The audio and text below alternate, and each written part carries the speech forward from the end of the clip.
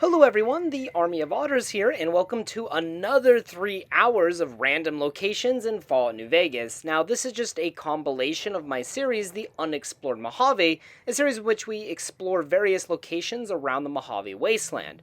Either these locations are easily missed and people might overlook them, or we take a look at locations that are well known, but we try to find out hidden secrets, explore their past, or explore their history.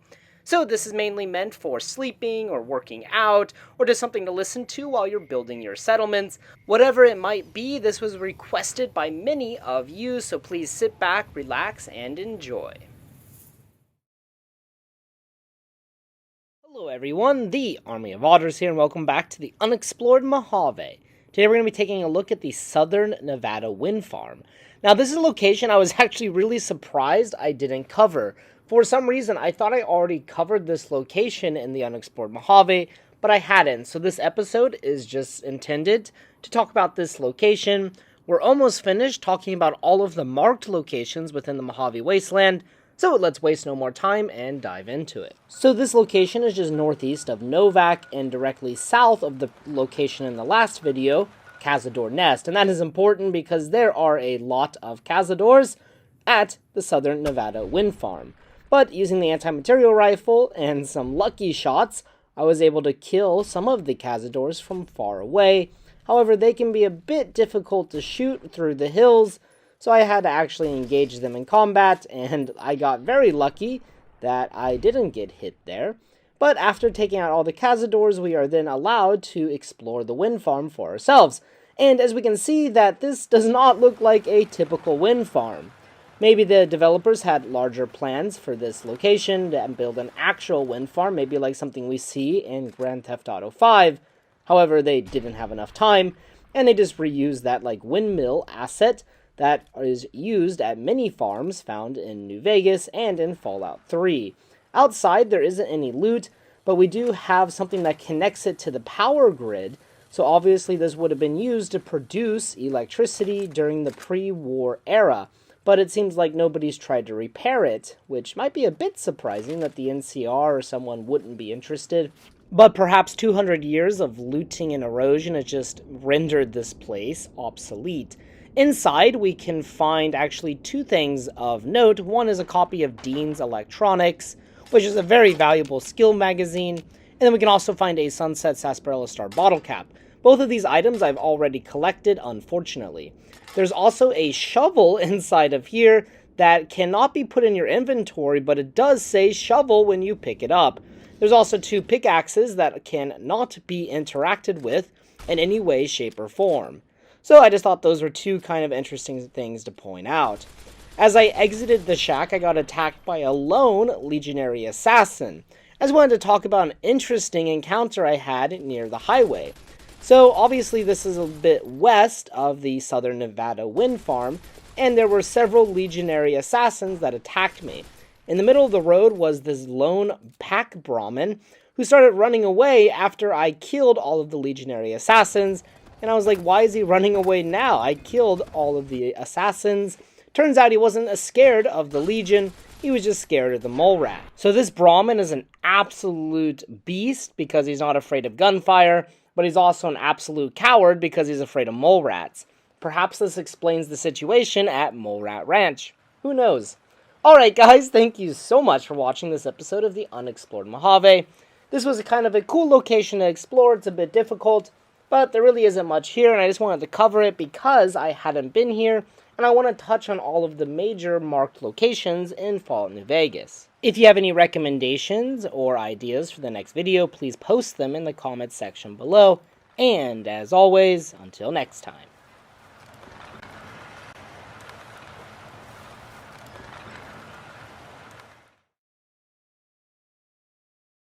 Hello everyone, the Army of Otters here, and welcome back to the Unexplored Mojave. Here we can see a wind Brahmin hitting the car in front of me. Today we're going to be taking a look at Dropboxes in Fallout New Vegas. If you've ever played through Fallout New Vegas, you might or might not have noticed that there are 5 Dropboxes scattered around the map. And the player can use these Dropboxes to move any loot of their choosing. regardless of weight, regardless of value. And these drop boxes are operated by the Mojave Express, a post-war courier service that operates within the New California Republic. They are headquartered in the hub, which appears in the original Fallout, but they have an office in Primm. And in case you don't know, the player character, the courier, worked for the Mojave Express before, well, Benny shot him. Or her. And here you can see Primm on the world map. However, I highly doubt you need this map. And outside of the Mojave Express office, we can see Daniel Wyan, also known as Courier Number 4, was one of 6 couriers alongside you, hired to deliver odd packages to New Vegas. Inside of the office, we can find Nash. We'll also find Eddie here, unless you've repaired him like me. And in the corner, we can find our first drop box. And if you've not discovered any other drop boxes, and these things are actually worthless if you only have one, you have to discover multiple of them to actually use them to deliver items to a different location.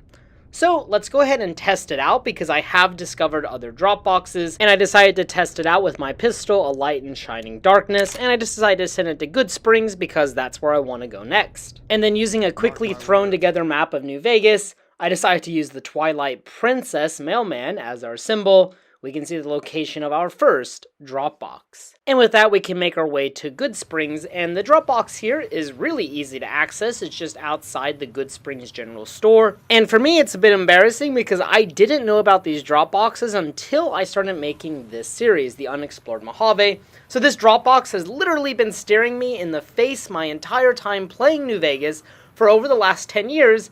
I never knew this system existed. Hopefully you don't need it, but here's the location of Good Springs, and as we approach the drop box, we can see that its red flag is raised, indicating we have something in the box. We click Pick Up Items, and now we have our A Light in Shining Darkness safely delivered to us. And then we can see the second mailman on top of Good Springs. And we can see these first 2 mailboxes are kind of close together. This is going to be something I bring up later in the video. And our next location is going to be Novac, another town that usually players go to towards the beginning of the game. So based on the location of these drop boxes, I do think they're more intended for the early game to make it easier for the courier to transport any loot around, since, players might set up different houses as they start the game. And this system might make it easy for the player to move loot around as they progress further into the game. Here you can see the location of Novac. I highly doubt you need it, but here it is nonetheless. The drop box here is located inside of the motel's front office. Here you can see it, and by clicking on it, we will discover it. And here on the small map, we can see the location of the 3 drop boxes so far. I think you can kind of see how it progresses with the player character. You start in Good Springs, most people go to Primm, and then most people go to Novac. Easy to move your loot. And the next location is all the way in Freeside. And here we can see that this drop box is located right in the middle of Freeside, a very dangerous place and one of the poorest places in the Mojave. So why not put a drop box there? It is right outside the Mormon Fort and is just across the street from Mick and Ralph's Boy Crier. And here on the minimap, you can see the location of the drop box. Again, I doubt you really need it. And then if we just walk up to the drop box, we can activate it. And now we get to see a very clear picture of how these drop box locations were chosen. And once we see the final location, it really all comes together. But we have the 3 in the south, the 3 main cities you visit, and then you have Freeside as the player approaches New Vegas. And the last drop box location is the LVB, or Las Vegas Boulevard Station. This is the station for the monorail from Camp McCarran, or McCarran Airport, to the New Vegas Strip. And here you can see the location on the minimap. Again, it's on the monorail from Camp McCarran. Also, this is kind of a random encounter, but sometimes there's graffiti on the building, and these 2 Securitrons will shoot the graffiti, trying to remove it. I find it quite humorous. And then inside of the lobby, we can find the last drop box. And here you have it, the 5 drop boxes operated by the Mojave Express. And these drop boxes were obviously placed in the order in which the player is supposed to complete the game. For example, you start in Good Springs, then you move on to Primm, you go to Novac, and then you make your way towards New Vegas, and you can enter New Vegas through Freeside or through Camp McCarran. This system allows the player to easily move their loot as they progress through the game. It's actually a pretty cool and kind of creative system to incorporate into the game world. So I have to give Obsidian some props for creating this system. Now, I was doing some research and finding out if players actually use it, and it turns out players do actually use it. Seems like it's used a lot in the early game for players trying to transport their loot. I also found some people saying it adds realism to the game. And for a second I was like, yeah, I guess it kind of does. The Mojave Express is an actual company, and I do have to say that is pretty cool. However, we can send stuff across the Mojave for free, and maybe the courier just gets a lifetime discount to shipping things across the Mojave. But then I was like, wait, there is no weight limit, there is no value limit, so you could really get carried away with this system. And that's exactly what I decided to do. Taking my remaining 33 gold bars from Dead Money, which weighs 1,155 pounds and is worth 350,000 caps, I decided to go ahead and send all of this gold through the Mojave Express. I mean, surely it will arrive to its destination safely, right? Well, let's think about this logically for a second. Completely disregarding the fact that this is over 1,100 pounds of stuff being shipped for free, and it's worth 350,000 caps being shipped to one of the poorest places in the Mojave Wasteland, where people would easily steal and rob, there's only 5 possible routes to get this loot from Good Springs, where I sent it, to Freeside. Option A, you head straight north of Good Springs and you probably get murdered by Cazadors. There's no way you're getting 1,100 pounds of shit through Cazador territory. Option B, you cut through Quarry Junction and you get mauled by Deathclaws. There's no way you're getting 1,100 pounds of equipment through Quarry Junction. Option C, you cut through Scorpion Gulch, and this option might be possible. Scorpions are killable pretty easily. So if we have a competent courier, they might be able to make it. However, you know how Fallout NPCs usually fight, we're just going to say he dies. Option D is using Prim Pass, but again, he's going to get mauled by Deathclaws, so that's a no-go. And option E is going all the way around the very traditional route. And while this route might be a little bit safer, I mean, there's still some issues with Legion and random encounters with mole rats and, you know, potentially some scorpions and other critters. It is doable, but it's going to take hell of a long time. All of these routes seem highly unlikely with our delivery request, but let's see if it made it. And against all of the odds, somehow, miraculously, our 33 gold bars have arrived safely. I have to say, Mr. House is extremely unlucky. The Mojave Express might be the greatest mail service ever created in human history. Not only does the gold make it safely and quickly, but none of it was stolen in one of the poorest areas in the Mojave Wasteland. I have to say, Mr. Mailman, I am very impressed. You are without a doubt the best courier. Alright guys, thank you so much for watching this episode of the Unexplored Mojave. If you have any recommendations for a future video, please post them in the comment section below. And, as always, until next time.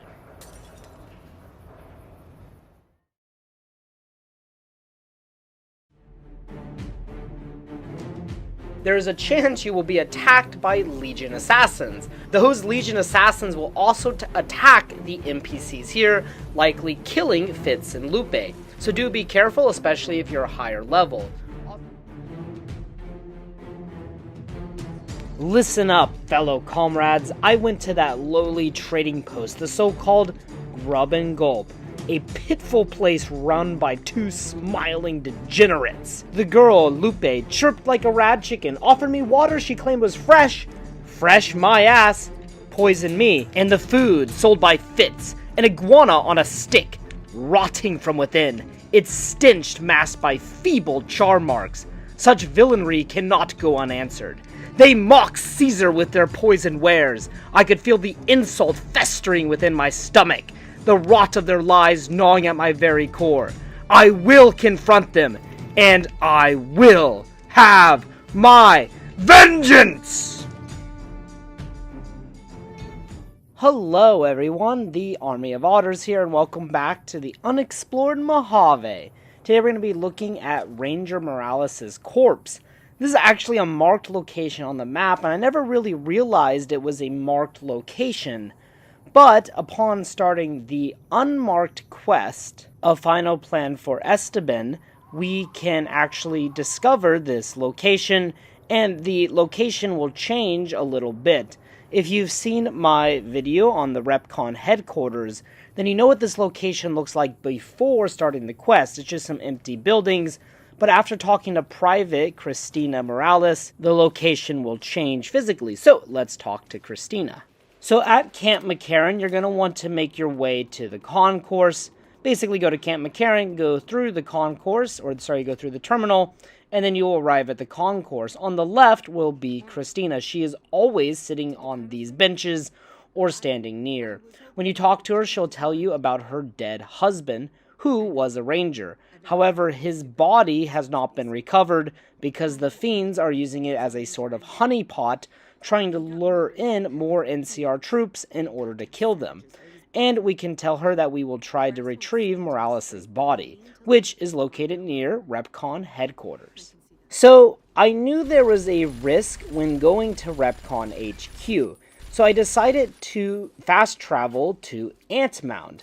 And my reasoning behind this was, if I went to RepCon HQ, there was a chance that there would be a Legion attack, and a Legion assassin attack, because they spawn in this area. So I thought this way the Legions would attack me far away from RepCon, and these NCR soldiers that are now here, these guys are new upon starting the quest, would not be killed. However, I was wrong. The Legion still attacked after I finished my conversation with this NCR trooper. But before getting to the Legion attack, this NCR trooper will warn us that the body of the ranger is just up the hill in between the houses. However, the fiends have snipers and they've laid traps around the body, so he warns us to be careful, but he cannot help us. And like I said, after finishing my conversation, I got attacked by the Legion assassins. But that's when something really weird happened. One of the assassins just started running away from me. I don't know why, but the direction he ran was towards the Grub and Gulp. And I was thinking, oh shit, maybe I should reload the save, because these Legion assassins will often successfully kill Fitz and Lupe, but I decided to go ahead and play through it and try to save them. But I missed my shot. He killed Fitz, and then our good friend Lupe is dead as well. Now, I thought about reloading, but I decided to keep it in the video and to create a story out of it. Unfortunately, Lupe and Fitz are now dead. All because they gave bad service to this legionary. A truly sad fate. But, moving on to Ranger Morales' body, like I said before, there will be several fiends on top of the rooftops, and the body itself is surrounded by traps. I approached from the south, and I sniped that one fiend on the southernmost building. I snuck around the corner here, and as you sneak around, there's going to be some bear traps, so be careful of that. But you can actually jump on top of the picnic tables in order to avoid the bear traps. Now, the fiends over here started getting into a fight with the robots at RepCon HQ, so I just kind of ran into battle in order to help the robots, because the robots at RepCon HQ are actually friendly. So here's me fighting off the fiends that are on top of the building. There's no real indication how they got up there, because there's no way for the player to get up there unless you like reload jump or you use console command. But, I don't know. But anyways, I killed all of the fiends, and then in the middle of all of these buildings next to the flagpole, we can find the body of Ranger Morales. Now, you can loot his body, but he doesn't have much on it, and from here you can actually pick up his body, and you have to take it all the way back to the NCR soldiers. Now, I didn't really know this was an actual physical location. While I was aware of this quest, I've only completed it one time, and that was a really long time ago. So I'm glad I did this quest again. I had a lot of fun playing through it and remembering an old experience, and it's a cool location to have on your minimap. Now, the NCR soldiers will be very surprised that you're survived and that you're so selfless, and then you can go talk to Christina, and she will be forever thankful for your heroic actions, and you can request a reward, or you can decline her reward, and that will grant you karma. Now, if you want the reward, she will give you caps, so it's your choice. You can get some karma, or you can get some caps. Also, as a side note, the NCR troopers, the sandbags, and Ranger Morales' body will all disappear once you leave the area. As you can see, they are gone now in the scenic shot. Alright guys, I hope you enjoyed this episode of the Unexplored Mojave. If you have any recommendations for a future video, please post them in the comments section below. And, as always, until next time.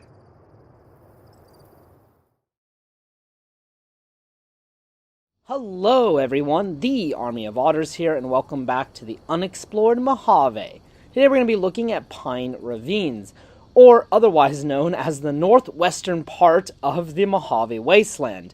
This location is very green, so much vegetation, so many trees, and for somebody who started off playing Fallout 3 and then Fallout New Vegas, especially as a teenager, I always thought this part of the map was so odd and unique and beautiful. And I wanted to make a video for a long time highlighting this area and kind of talking about different features about it.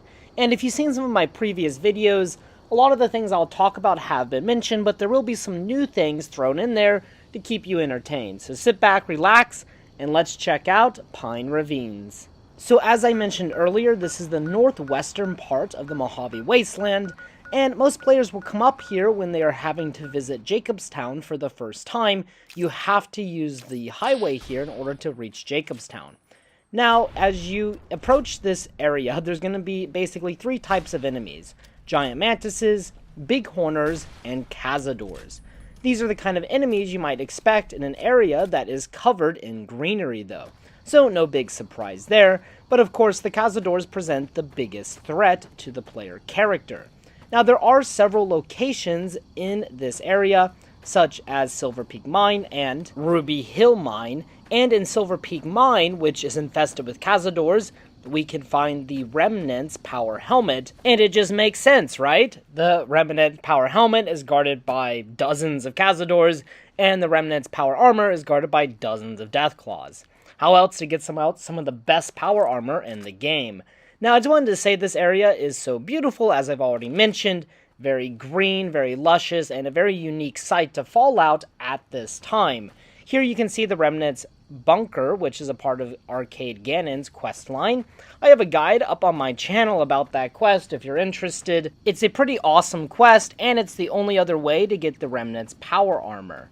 Now, I wanted to mention something that still bamboozles me is there is a secret passage between basically Jacobstown or Pine Ravine all the way to Red Rock Canyon where the Great Khans are. If you head to the western part of this area, kind of the southwestern part of this area, you're going to find a canyon that is infested with cazadors. As you make your way through the canyon, you will arrive at Red Rock Canyon.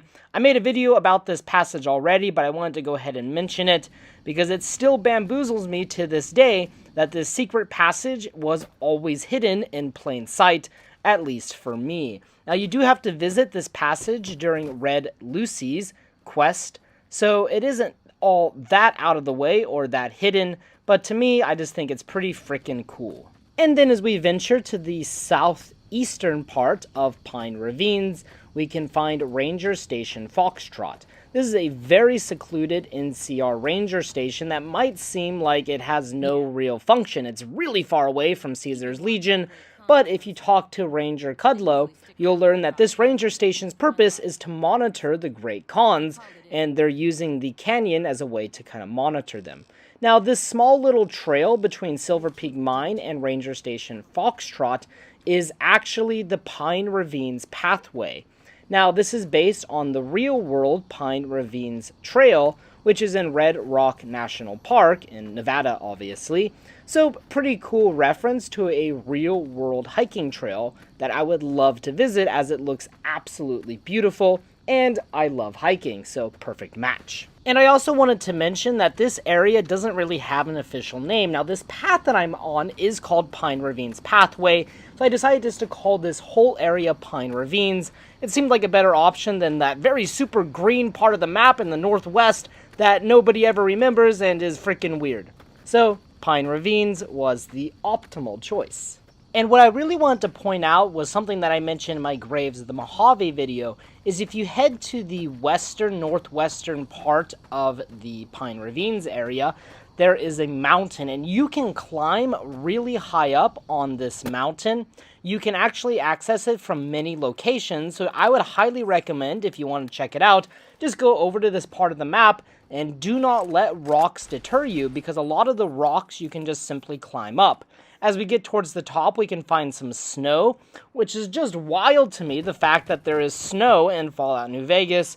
Obviously, I know about Jacobstown, and there's a lot of snow at Mount Charleston, but I just still think it's wild that we can see the Mojave Desert from here, and there's some snow.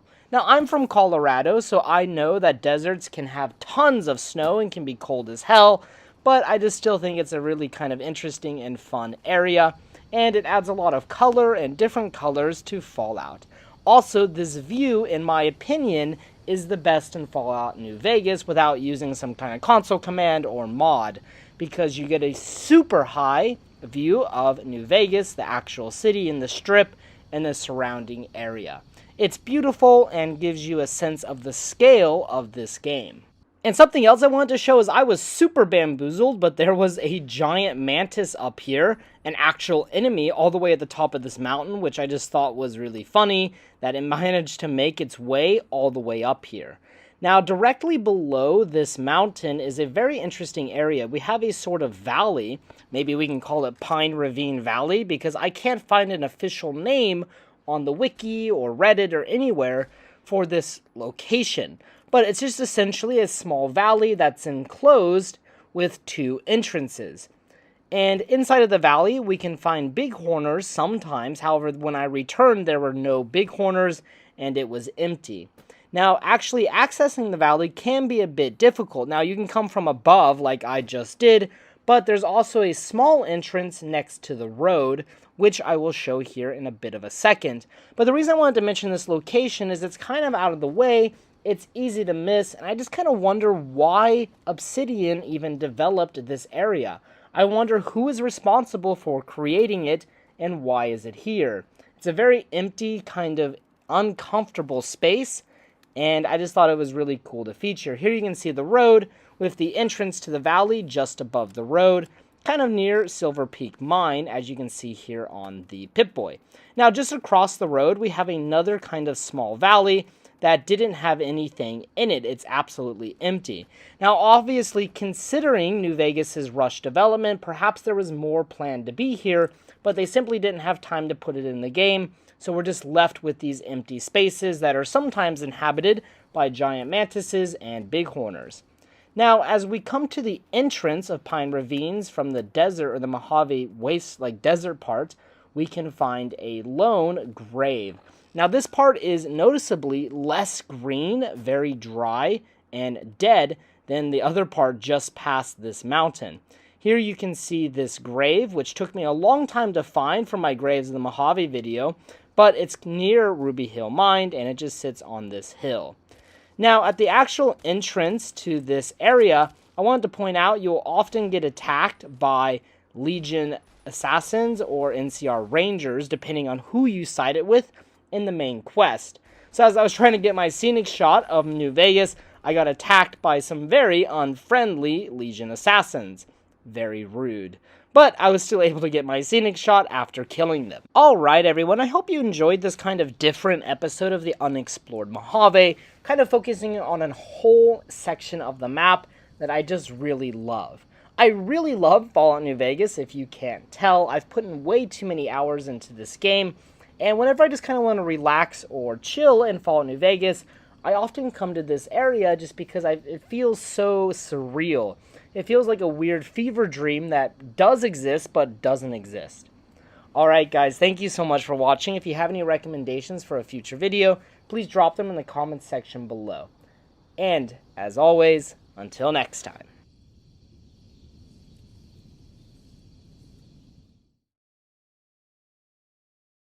Hello everyone, the Army of Otters here, and welcome back to the Unexplored Mojave. Today we're going to be checking out the old nuclear test site. Now, if you've been watching this channel for a long time, you're probably thinking to yourself, wait, haven't you already covered this location? And the answer to that is yes. However, I think it's my worst video in this series so far, So I wanted to revisit this site and kind of check out some more things about it. So without further ado, let's check out the old nuclear test site. And as always, this video was recommended to me by Weatherboy1102. Thank you for the recommendation and showing up 6 months later. Let's do this. And while this location is pretty well known, it is located just due south of Novac, near Caesar's Legion's safe house and the crashed vertibird. Now when I fast traveled here, I was greeted with a fuck ton of ghouls. There were so many freaking ghouls and a lot of glowing ones. I am a level 50 and this fight was pretty damn difficult. I actually was not really prepared for the fight. I thought it would just be like the normal situation where you have mostly low level ghouls, but it really seemed like this was mostly glowing ones. So it was a really difficult fight. I was using Randall Clark's service rifle. However, it just wasn't enough to kill them off effectively, so I switched to the Cleansing Flame, and this was a bit more effective. However, I did almost die, but I just wanted to try and kill them before, before they got me. I wanted to see if I could survive this encounter, and while it was really close, look at that health, we got away with it, just barely though. So big shout out to the Cleansing Flame for getting me out of this terrible situation. Now, something I completely forgot to mention, which people said in the comments in my old video, is that there is this hut to the northwest of the old test site.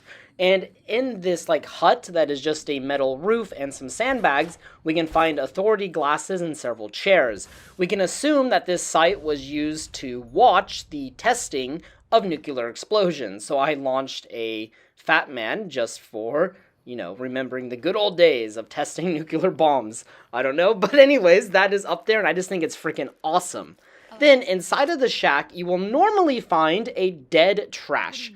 However, if you return after 2 days after your first time here, trash will come back to life. And I found out she will just keep coming back to life because in my other video, she also came back to life. She has 1 HP and is very easy to kill.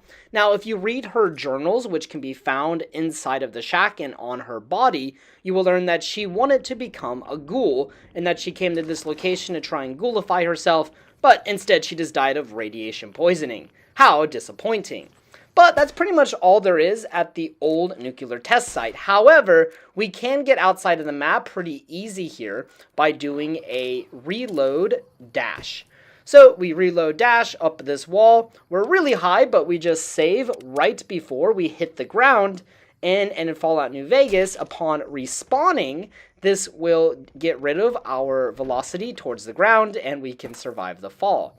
So really easy. And then we're outside of the map and we can check out these ruins over here, or these leftovers from exploded nuclear bombs. There's a few metal shacks and then there's also a few craters. However, there's really nothing of interest inside of the craters. They're obviously just here for the aesthetic to show that there were nuclear tests conducted here. And there is no radiation though, interestingly, in the craters themselves.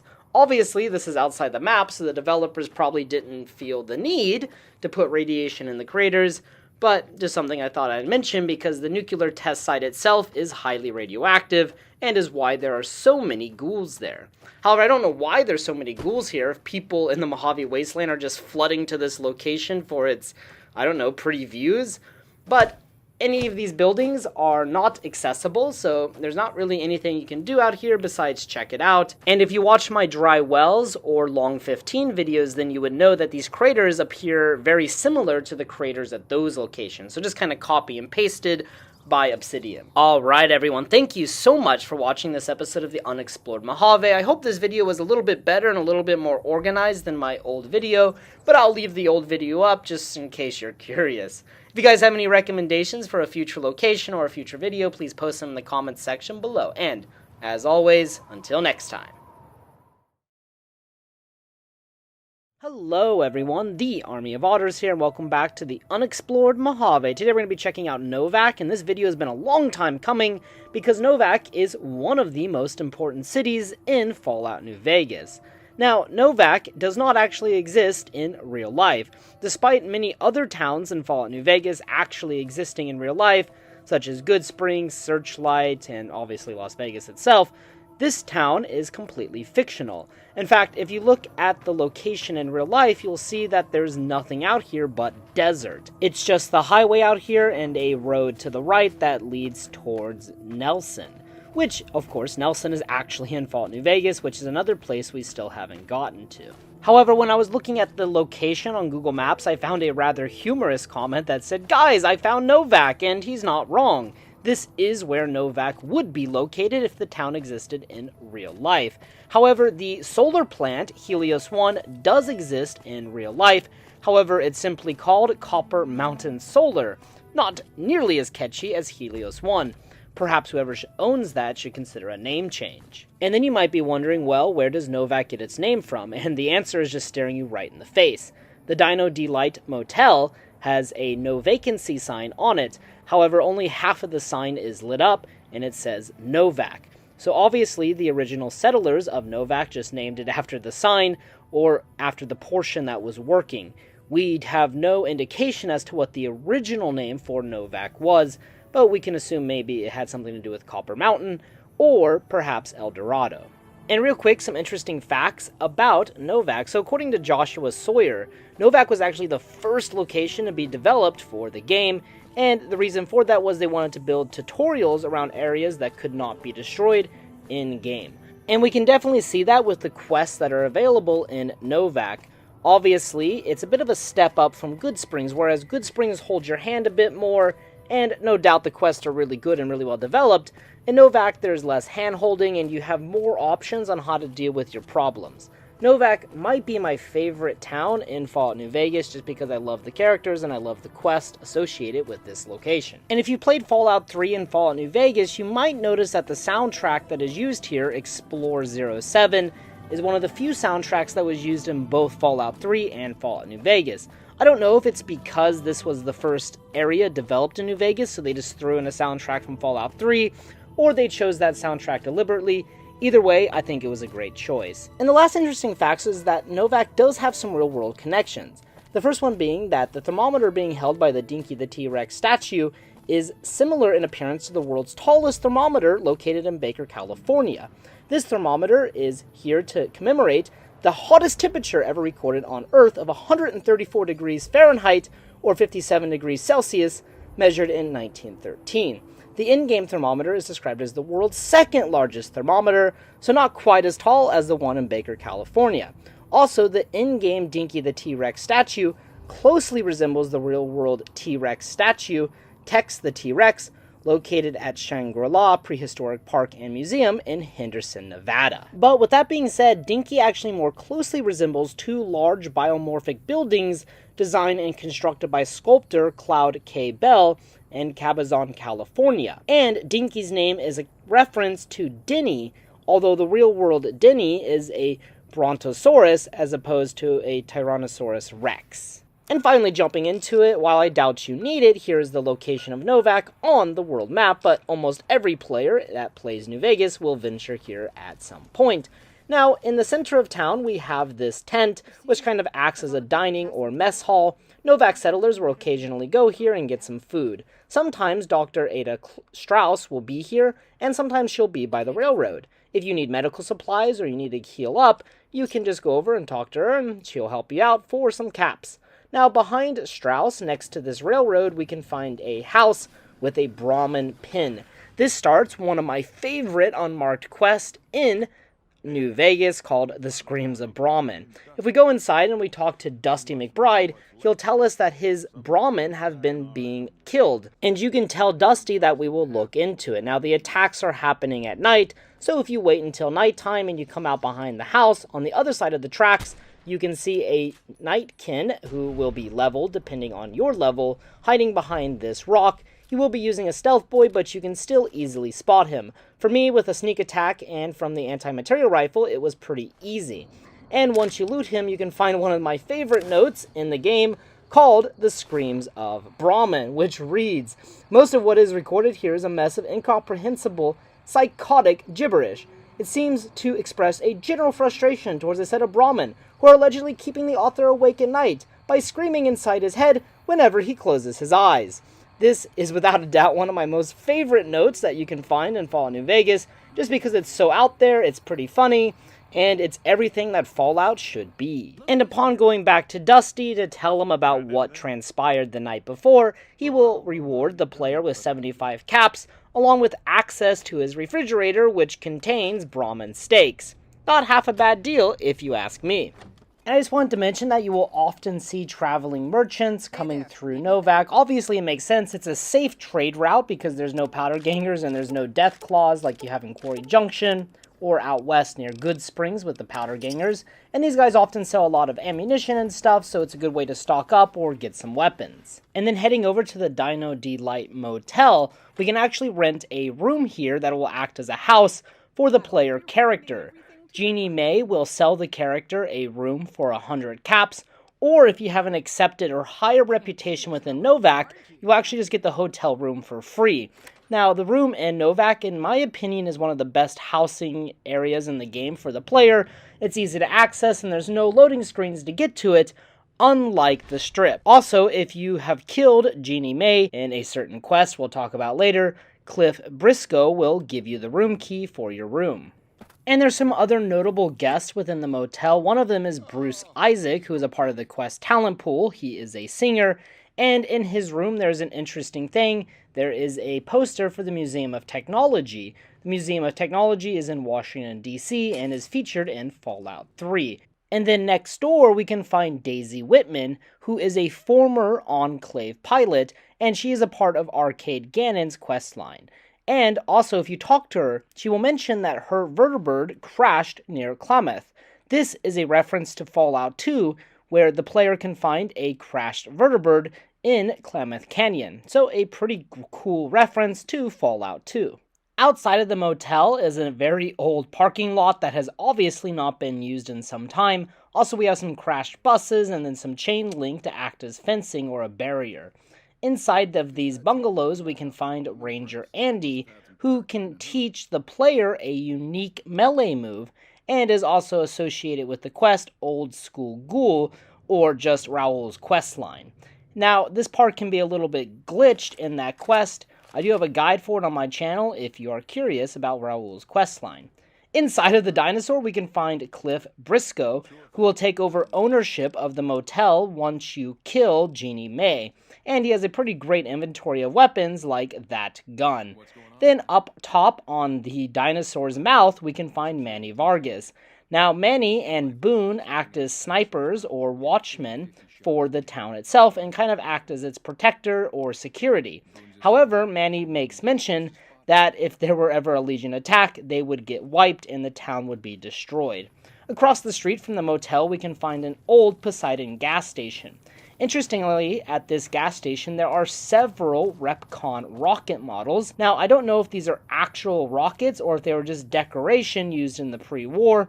Either way, it's a pretty cool reference because the Repcon test site is really close to Novac. Also, interestingly, taking anything from the gas station is considered stealing and will result in negative karma, even though it seems like nobody owns it.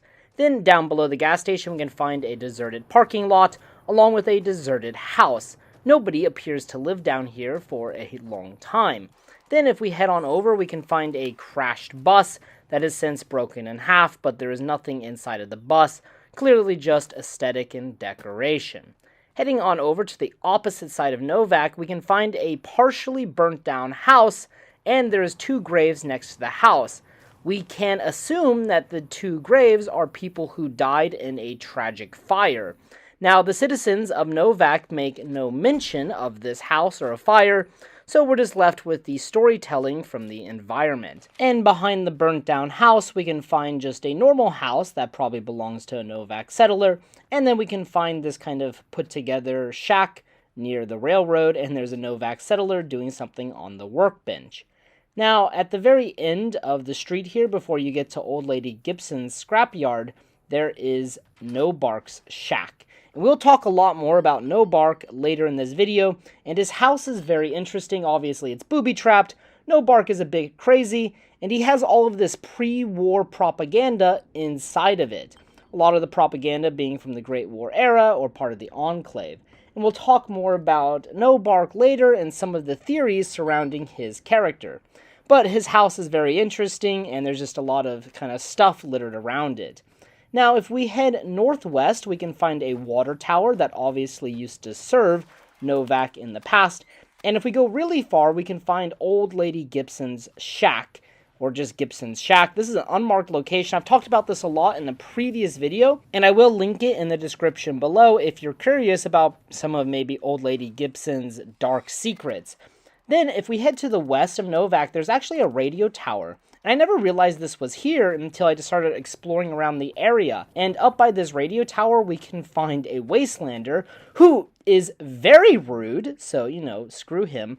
And there's also a campfire. Fun fact, this is the closest campfire to Novac, which is the only thing that might make the Novac house and the motel a little bit unattractive to some players. Kind of a hike to get to the campfire. But besides that, there's not a whole lot over here. Now, as you wander around Novac, eventually you'll notice Nobark. And Nobark is actually spying on the citizens of Novac, and he's considered a crazy lunatic because he just kind of spouts conspiracy theories. However, recently this player has gained a lot of popularity amongst Fallout fans because there is a lot of evidence that suggests he is the chosen one from Fallout 2. Now, in a Reddit post by Obinato, there is a lot of good points that he makes as to why he could be the chosen one. Some of them include the fact that in Novac, you can buy that gun, and there's a wrecked highwayman close to the city, both of which are references to Fallout 2. That gun is based on the 223 pistol in Fallout and Fallout 2 that many players refer to as that gun. And of course, the chosen one used a highwayman, and we have a wrecked highwayman near Novac. So there are a lot of reasons to believe he could be the chosen one, or he's just a crazed lunatic and it's all a coincidence. You can believe whatever you want, because Obsidian's never given any credence to this theory. And the last thing I want to mention is Boone. As I mentioned earlier with Manny Vargas, there are two snipers that protect Novac. One is Manny, and the other is Boone. Boone, of course, has a very famous side quest associated with him, One for My Baby. When you first talk to Boone, you will learn about his very tragic story, that his wife was stolen by Legion slavers and sold into slavery. Now, Boone accepts that his wife is dead, but he wants to find out who sold her or who betrayed him so he can have his revenge. He highly doubts that the Legion slavers were able to pull it off by themselves, and he is sure that someone in Novac helped him. He will task the player with finding that person. Of course, I already know it is Jeannie May because I played through this game so many times, but if you do some investigating, you can find out. And for the evidence inside of the motel, there is an easy locked safe. You can pick it open and take the bill of sale, which is just a sales receipt from the Legion. A pretty stupid thing for her to keep around, but maybe she kept it because she was scared of the Legion. Anyways, we just head to her house, wake her up, and we tell her that we need to go in front of the dinosaur because there is something she has to see. And as Boone instructs us, we will put on the red beret, and this indicates that this is the person he needs to kill.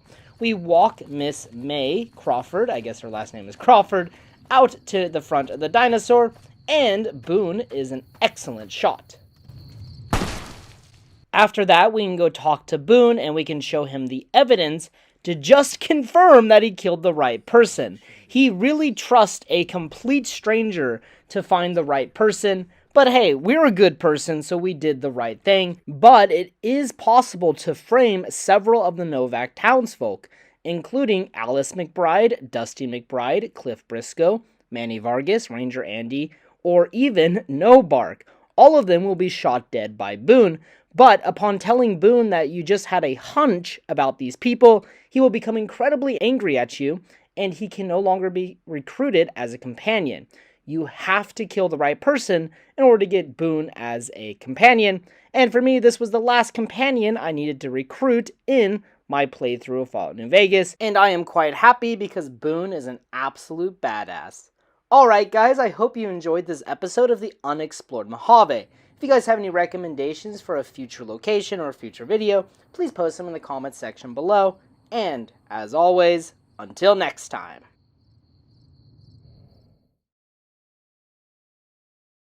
Hello everyone, the Army of Otters here. Today we have a little bit of a unique opening to the unexplored Mojave, but nonetheless, welcome to the unexplored Mojave. Now, if you've ever played any installment of Fallout, then you very well know that caps are the main currency within the Fallout universe. Now, there might be some other currencies here and there, but for the most part, caps. And in Fallout New Vegas, we have something special, Sunset Sarsaparilla Star Bottle Caps. I've talked about these caps so much over the course of this series because they are scattered across the Mojave Wasteland, and you can find them in random locations. Now, there are 102 of them scattered across the Mojave Wasteland, but you can also just get them from simply drinking Sunset Sarsaparilla, and you have a random chance to get a star bottle cap. And sometime after getting your first star bottle cap, you'll be greeted by this man, Malcolm Holm, who is a retired collector of these star bottle caps, and he simply warns the player that these bottle caps are highly sought after, and that many people will kill for them.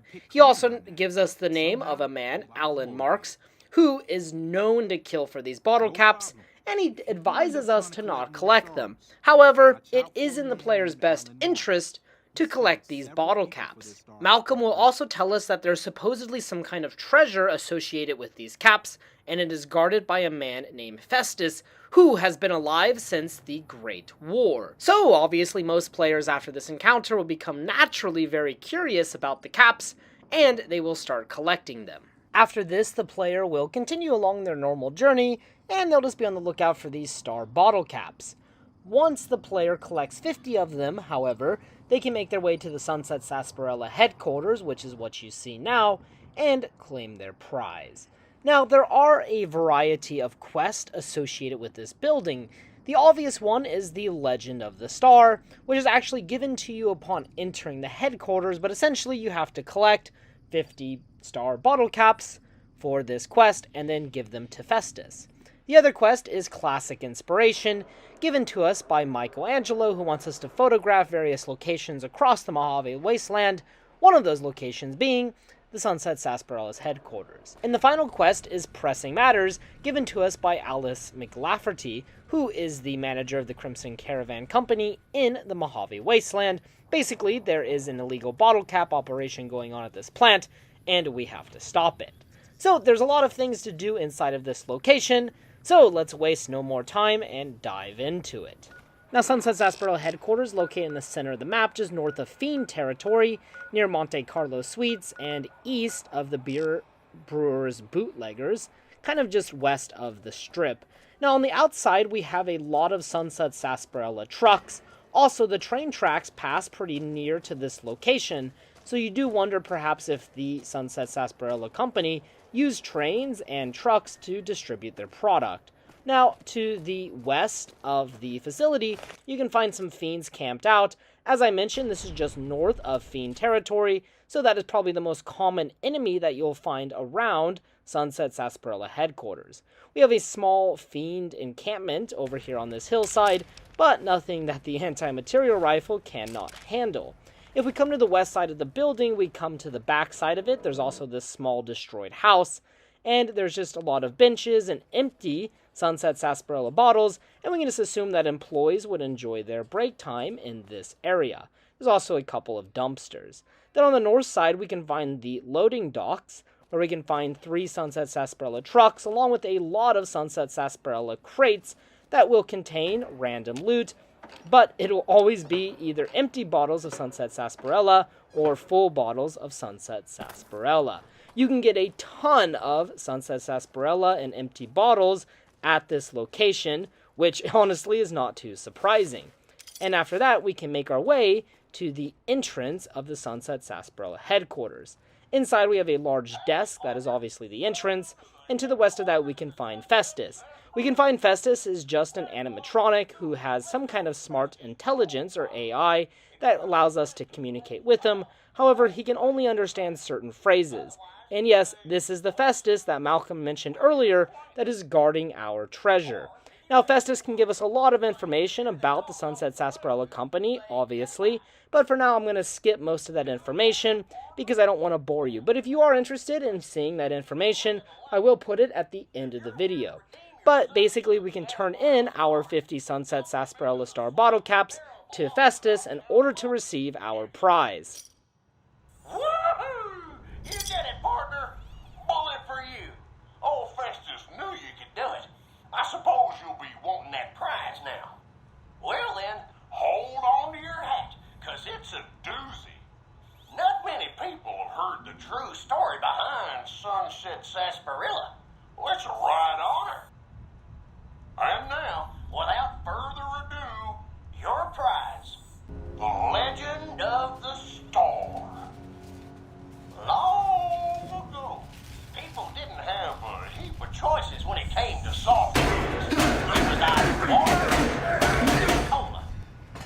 Now, the threat of legal action forces me to say that Nuka-Cola is a swell beverage, but sometimes people just wanted something different, you know? So one day, a saloon... So yes, we collected all of those bottle caps to hear the history of Sunset Sarsaparilla, but there is a catch. Upon telling Festus, is this some kind of joke? He will tell us that there is a better prize waiting for us, and we have to make our way to the back of the headquarters. So as we follow the path Festus sets us on, we will quickly realize that it is no longer accessible. It is blocked by all of this rubble, so we'll have to find another way.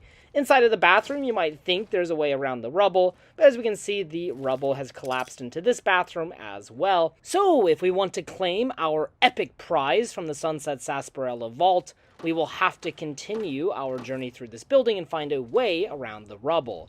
Now, in this back area for employees, we can find some more double doors, a vending machine, and in the back just kind of some kind of employee break room, and then also the door that led to those picnic tables that we saw at the beginning of the video. Also some pre-war books inside of here. As you can see earlier, Boone went on a rampage because he was just as pissed off as I was about discovering the true nature of this prize. Now we made our way over to the northern wing of the building, and we can find like a janitor's closet and another like storeroom or closet where we can find a robot called Mr. Janitor. We can activate this robot by hacking this average locked terminal, and this robot will begin its cleaning procedures. However, I don't really know what the point of activating this robot is, besides the fact he'll start cleaning up Sunset Sarsaparilla headquarters, which was his intended job. As we make our way down the hallway, we can find another employee room before finding another set of double doors, and this will lead us to the bottling and distribution area. We will find tons of Sunset Sarsaparilla crates in here, along with the machine that produces bottle caps. We have to disable this machine for the quest Pressing Matters for the Crimson Caravan Company. Also on this terminal, we can find out that the robots became too efficient at their job and threatened to put a lot of workers out of their job, automation. Then we can activate the bottle cap press and strip it of all the important looking parts, and we can then go to Alice to claim our reward for helping her and the Crimson Caravan Company. And as I said earlier, this room has tons of Sunset Sarsaparilla crates. However, most of these crates are empty or just have empty bottles. Sometimes, though, you might be lucky and find a full bottle of Sunset Sarsaparilla. On the top part, there is really nothing of interest. Then we can make our way into what appears to be some kind of old cubicle office area. And in the back, we can find a bottling area with several conveyor belts. Here we can find some bottling robots, and one of the robots is still active. Upon trying to talk to him, he will realize that you are an intruder, and he will try to kill us. That was a big mistake, my friend. Should have just kept on bottling.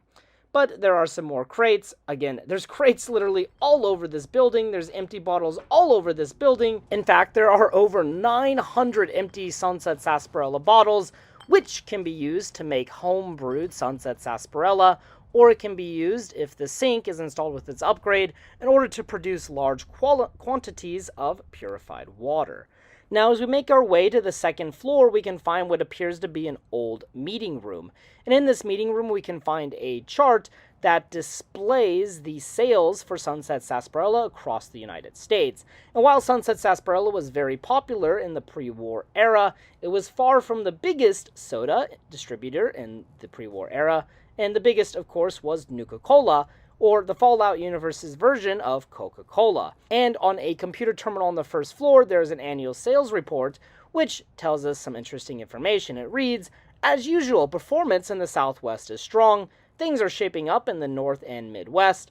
Northeast continues to be a tough nut to crack.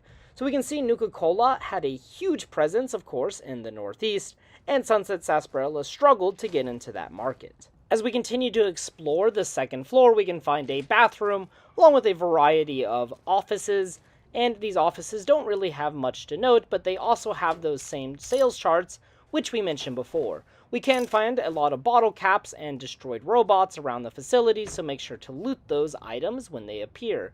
Now, in this office that is blocked off, I did want to point out that in the back there is a poster for Super Duper Mart.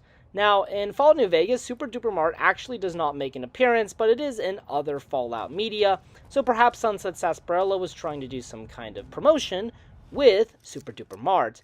As we go to the back, we can find a staircase down that leads us to a very hard-locked office. However, there's really nothing of interest in this office besides a couple of items.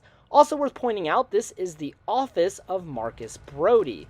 Now, I couldn't find anywhere on the internet if this is true or not, but Marcus Brody is a very famous character from Indiana Jones. And in an email correspondence from Marcus Brody in Fallout New Vegas, he mentions that he's a big fan of cowboys, which Indiana Jones kind of resembles.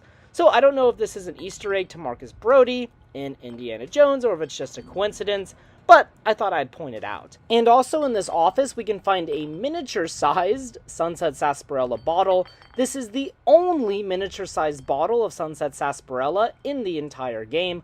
Why it is here, I don't know. Also, this other Sunset Sarsaparilla bottle that I picked up to demonstrate that this bottle is smaller kept turning invisible. So we also have the only magical bottle of Sunset Sarsaparilla in the entire game located in this office. As you can see, it kept turning invisible, which I thought was quite humorous.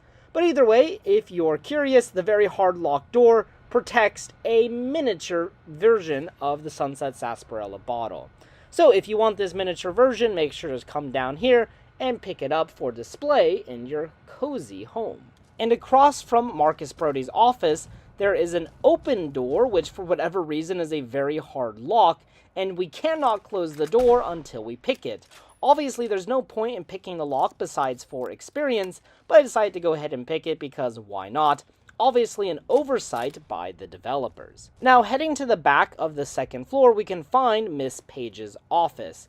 Now, Miss Page was the secretary for the president of the Sunset Sarsaparilla Company, Kenneth Aguilar. And on these terminals in the Sunset Sarsaparilla headquarters, we can find some correspondence between Kenneth Aguilar, Marcus Brody, and Miss Page about an unexpected rumor that the company is doing a contest. However, this contest does not really exist, but it has led to a huge increase in sales, so Kenneth and Marcus want to capitalize on this rumor. So they decide to go ahead and start and create an actual contest. And Brody wants to make this contest around cowboys and treasure. And thus, the legend of the star was born.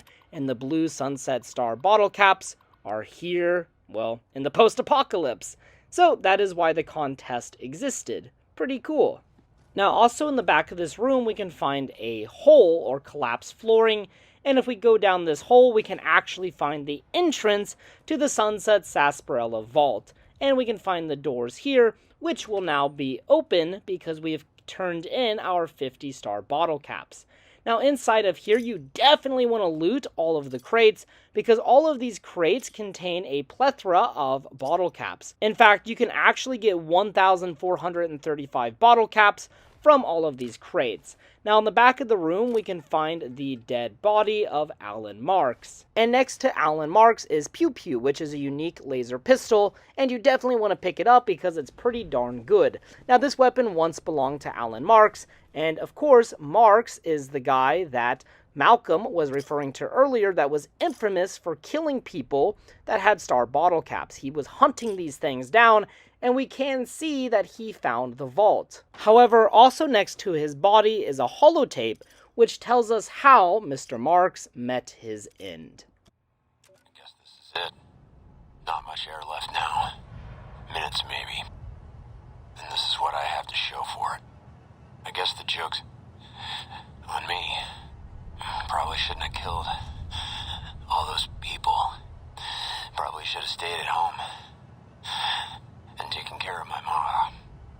She always used to say people who murder and steal die bad in the end. Said they... So obviously Mark somehow trapped himself inside of the vault by accident, which is an airtight vault, and he eventually died of asphyxiation. And that was his final message. And also in the vault, we can find 319 Sunset Sarsaparilla deputy badges spread around the floor of the vault, and including on the body of Alan Marks. Maybe he went a bit crazy in his final moments. And real quick, an interesting fact about the Sunset Sarsaparilla headquarters, it is located in the same geographical area as the real-world Coca-Cola store and museum in Las Vegas. And likewise, there is a 3-story soda bottle that serves as the main entrance. So a pretty cool reference to the real-world Coca-Cola Museum in Las Vegas, and somewhere that I've actually been, so really cool. But alright everyone, I think that sums up the Sunset Sarsaparilla headquarters. This was an awesome location that I've been wanting to do for a long time, but I just kind of waited and kept putting it off, and finally we are here though, and it is finally complete. Thank you guys so much for watching. I hope you enjoyed this episode of the Unexplored Mojave. If you have any recommendations for a future video, please post it in the comments section below. Also, like I said before, if you want to hear more about the Sunset Sarsaparilla Company from Festus, then please stay tuned. But otherwise, until next time. Oh, new to the hunt, are you? Well, listen carefully, as old Festus don't like to repeat himself. Select Sunset Sarsaparilla bottles will have special caps with blue stars on them. These caps are known as Sunset Sarsaparilla stars. Why are these stars there, and what do they mean? Nobody knows, except maybe old Festus. Rustle up enough of them and you can win a prize. So get out there and start drinking Sunset Sarsaparilla. Howdy, partner. Welcome to the headquarters of the Sunset Sarsaparilla Company. Wrangle up a stool.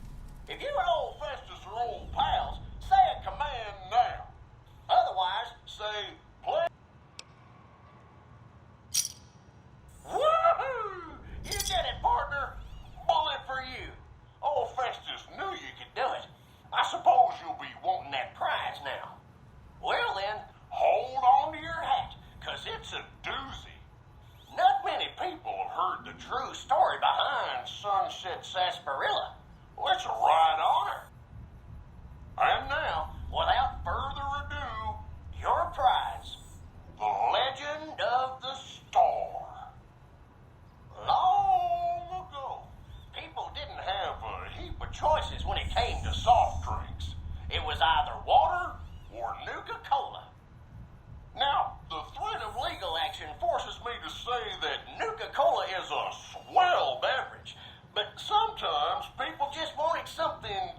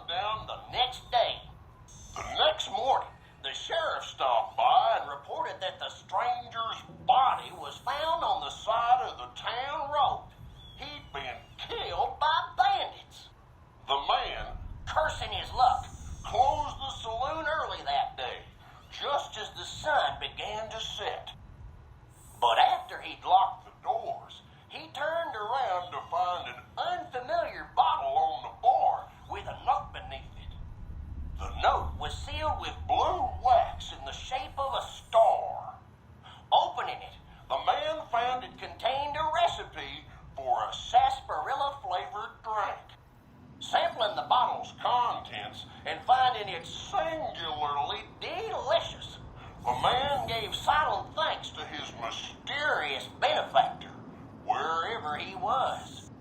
Being an honorable man, the saloon owner paid for the stranger's funeral, thinking it was the least he could do to repay him. The saloon owner went on to become rich selling the new drink, and to this day, some bottles of Sunset Sarsaparilla have a blue star under their caps. Some say the saloon owner ordered it done in honor of the stranger. Others say it's the stranger sampling the bottles like he promised. And that's the legend of the star. Hope you enjoyed it, and hope you continue enjoying Sunset Sarsaparilla.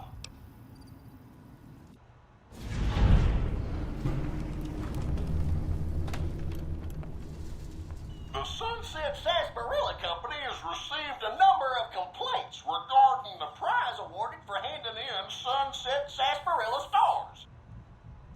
Therefore, we have seen fit to provide another prize that we feel will placate the most discriminating customer. Just head through the double doors and follow the hallway to your left to the very end. An attendant will be there to present your prize directly. We at the Sunset Sarsaparilla Company would once again like to thank you for your patronage. Lastly, if you're here about the health advisory that aired on Channel 6 recently, say, silly old advisory. I'm sorry, I didn't quite understand that.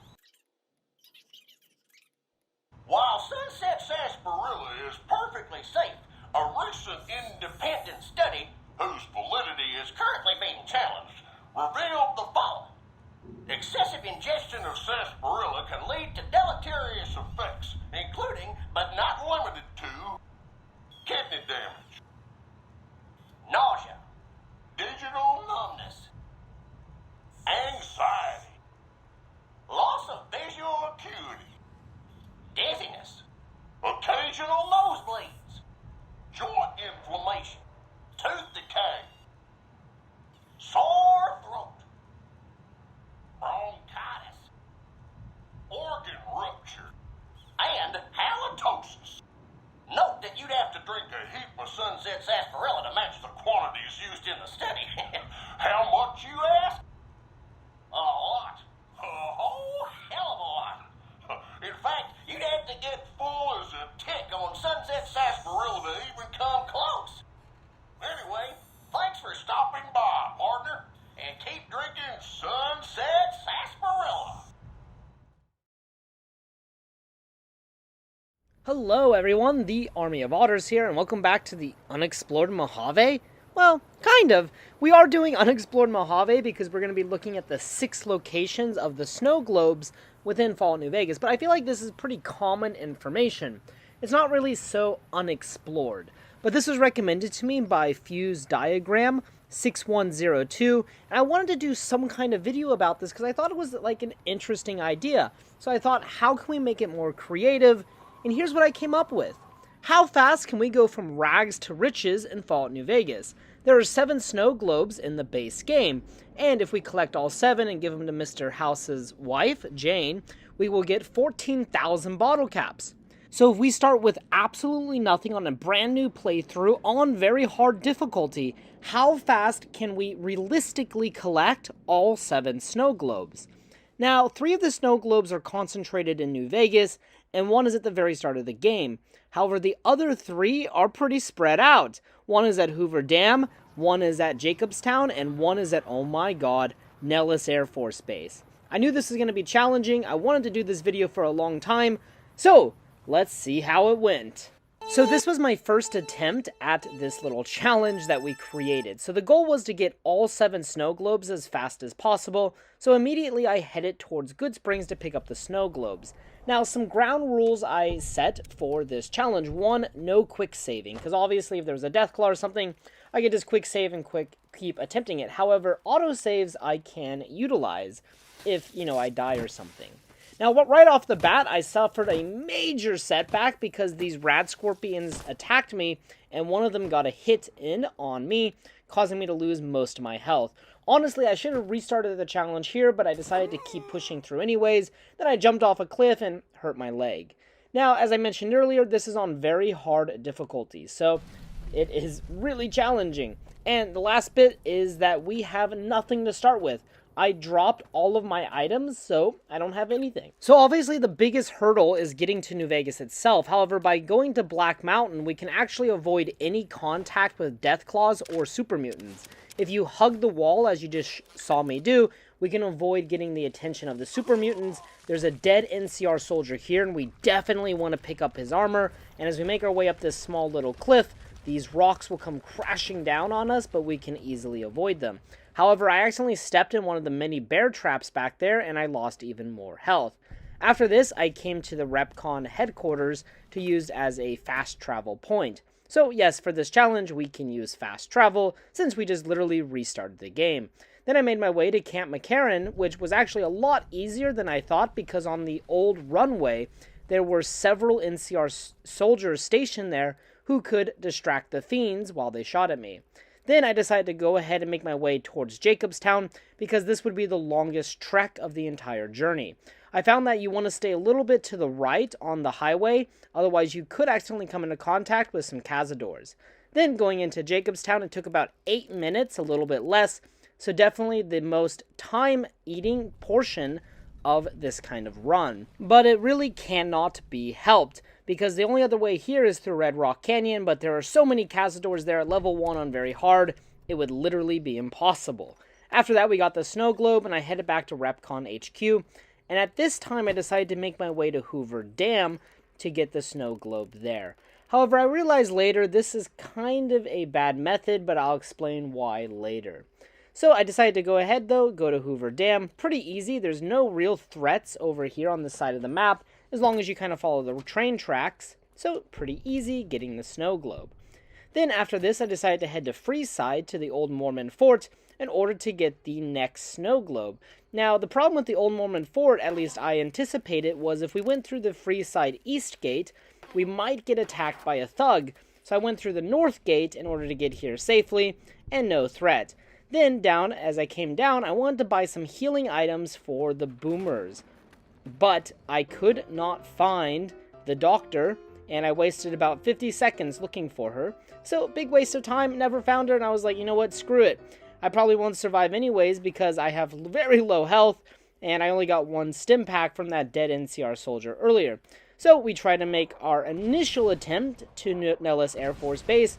Obviously, the boomers are going to bomb us. Now, if you hug this left wall, there is a very small chance you might not get hit. I tried very hard, but we got hit. I think the best piece of advice I can give is do not stop running.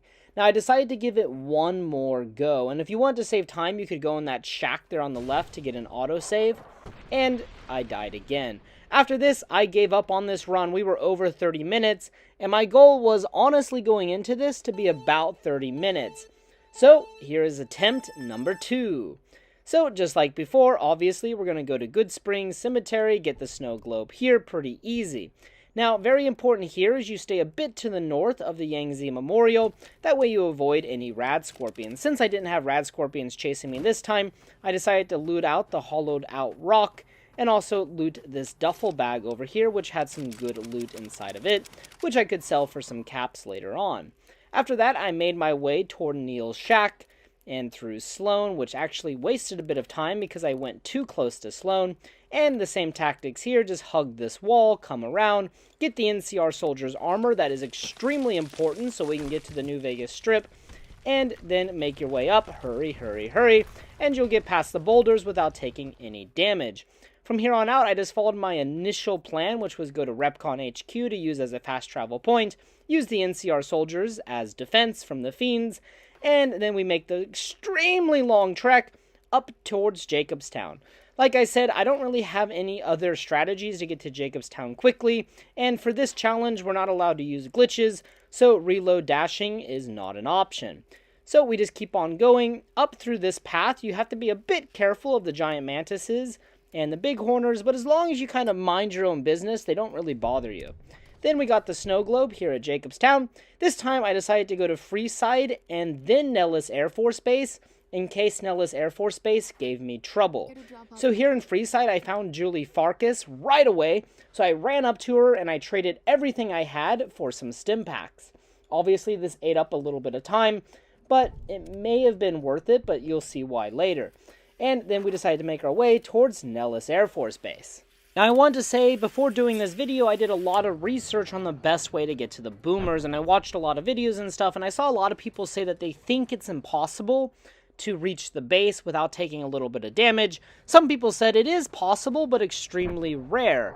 Well, whether it's dumb luck or this is just a really good tactic, I did manage to make it without taking any damage. So here is some video evidence that yes, you can actually make it to Nellis Air Force Base without taking any damage. Now right there, that bomb almost hit me, and if I hadn't gotten caught on those rocks earlier, and I paused the video so you could see, I may have taken a lot of damage. But I got the snow globe without taking any damage, and at this point I was like, wow, we really are in good shape. We have the Nellis Air Force Base snow globe, and we have the Jacobstown snow globe, what I anticipated would be the two most difficult snow globes to get. However, I was actually a bit wrong.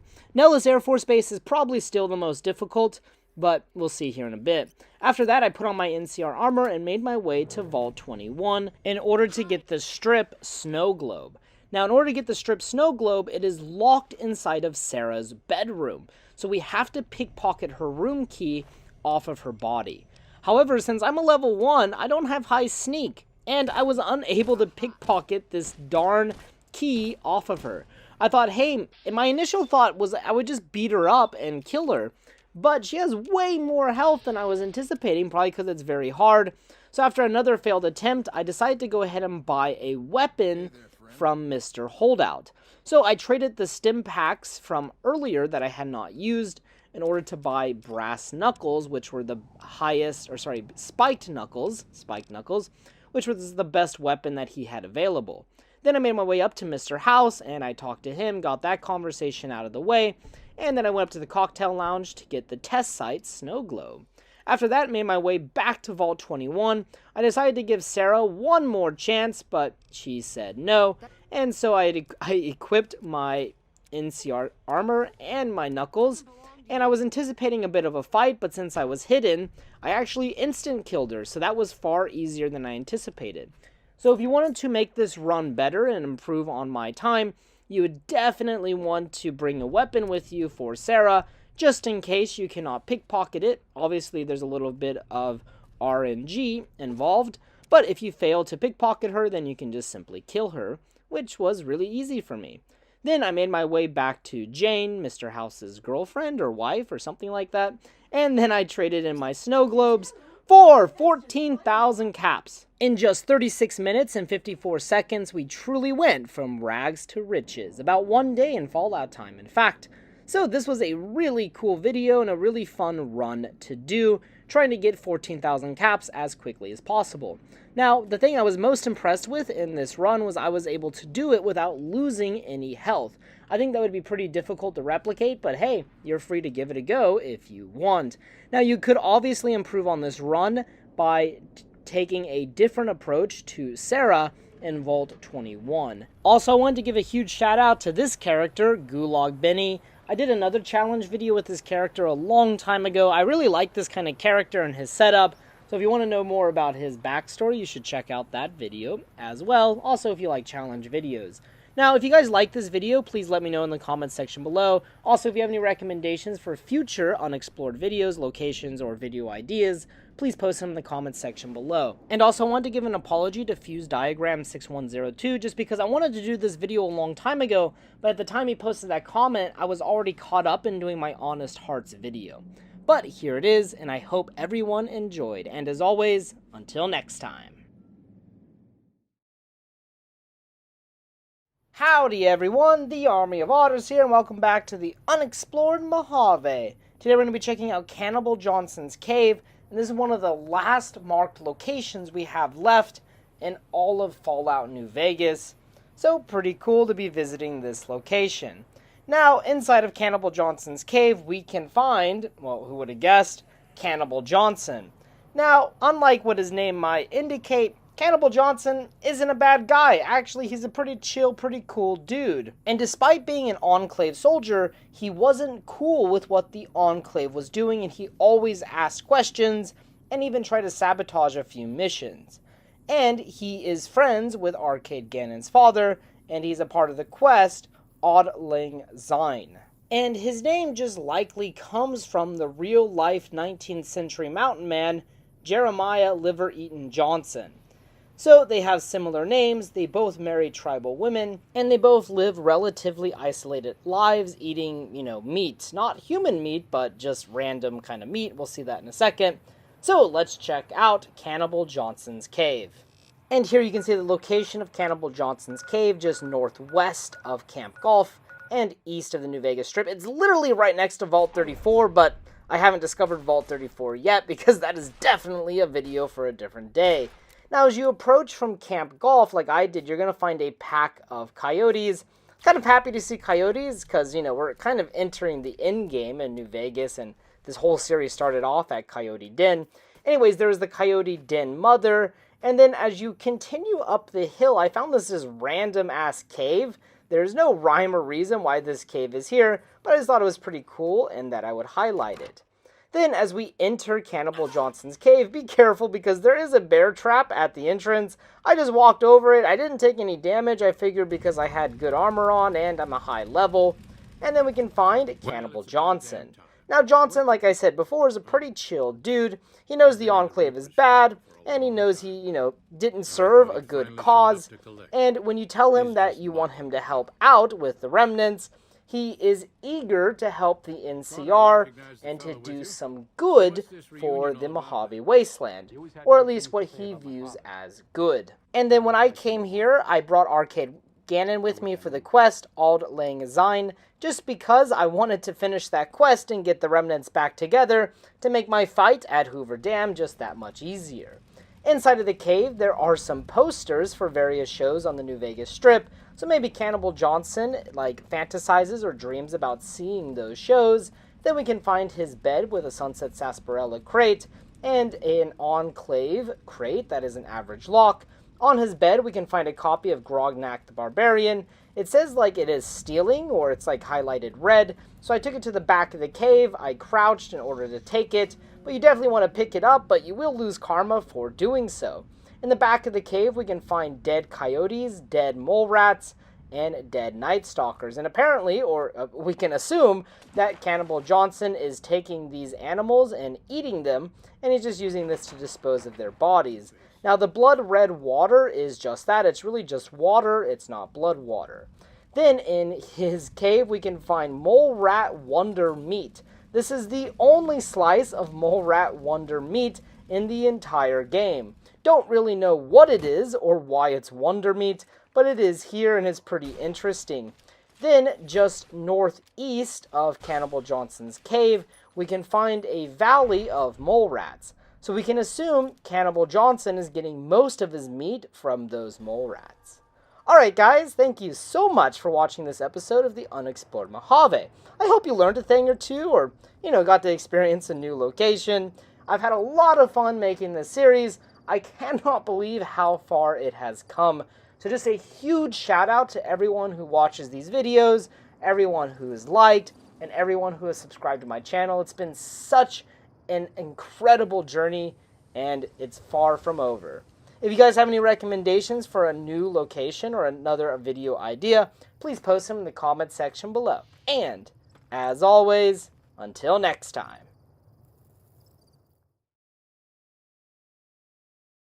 Hello everyone, Army of Otters here, and welcome back to the Unexplored Mojave. Now, for those of you who are familiar, this is a series where we just kind of explore locations, look at interesting facts, and stuff like that. Today we're looking at Dorado Substation, obviously a very important area within Fallout New Vegas. Now, if you open up this gate, even if you're hidden, the NCR will begin to attack you. But there's really nothing inside of this part of the substation, just a lot of electrical equipment. And I think it's kind of weird that the NCR just instantly know who was, like, breaking into their place, even if you're hidden. And now, really, welcome back to the Unexplored Mojave. Kind of doing a retro-style intro there, because this is episode 199. Started this series almost a year ago, maybe 8 months ago. My first video, it was very relaxed, my voice was very low, and I just kind of wanted to recreate that. But yes, as you saw today, we're checking out the Dorado Substation, a very critical piece of the New Vegas story, and we will be completing that part of the quest today. So without further ado, let's jump into it. And the Dorado Substation is located just west, a bit to the north of Dorado Dry Lake, north of Helios 1. Now obviously this is an electrical substation, and it is based on the real-life Dorado solar substation. So in real life, this is a solar plant, and of course in Fallout New Vegas, we have the giant Helios 1 solar plant right next to us. Now, as you approach, and you're doing this for Mr. House, you want to remain hidden, because if you enter the substation, the NCR will attack you. But if you are hidden, like I am, then the NCR will just keep sleeping peacefully. And then we can get what we came all this way for. What Mr. House ordered us to get is this magnificent, this beautiful Sunset Sarsaparilla Star bottle cap. Of course not, but that is really the only notable loot here, besides this very important terminal over here that will kind of, power Mr. House's defenses and his Securitrons and all that kind of good stuff. So anyways, we do that for Mr. House, and we're pretty much finished at this location. It's really just a set piece for the main story. Now, worth noting, the first time you approach this place, an NCR trooper will approach you, telling you to stay out of the control room or else you're going to have trouble. As you saw at the beginning of the video, all of that electrical equipment on my left is secured within a gated area, and if you pick the lock, no matter what, all of these NCR troopers will automatically attack you. There's no sneaking into there. But there's nothing of interest in there, so it really doesn't matter. If you head a bit to the north, we can find these really beautiful mountains, and on the other side you can see New Vegas. Now this is really close to Black Mountain, and it seems a bit dangerous that, the NCR would have this substation here next to a bunch of crazy super mutants, but hey, what do I know? And that pretty much sums up the Dorado Substation. It's a very important piece of the game, obviously, so most players are familiar with it, but hopefully you're able to learn a thing or two about this place or the surrounding area. And I just want to give a huge shout out to everyone who watches my videos and who have subscribed to my channel. You guys are awesome. None of this would be possible without you, and this journey has been absolutely incredible. So I hope you guys are excited for more and what the future holds. I know I certainly am. Thank you so much, and as always, until next time.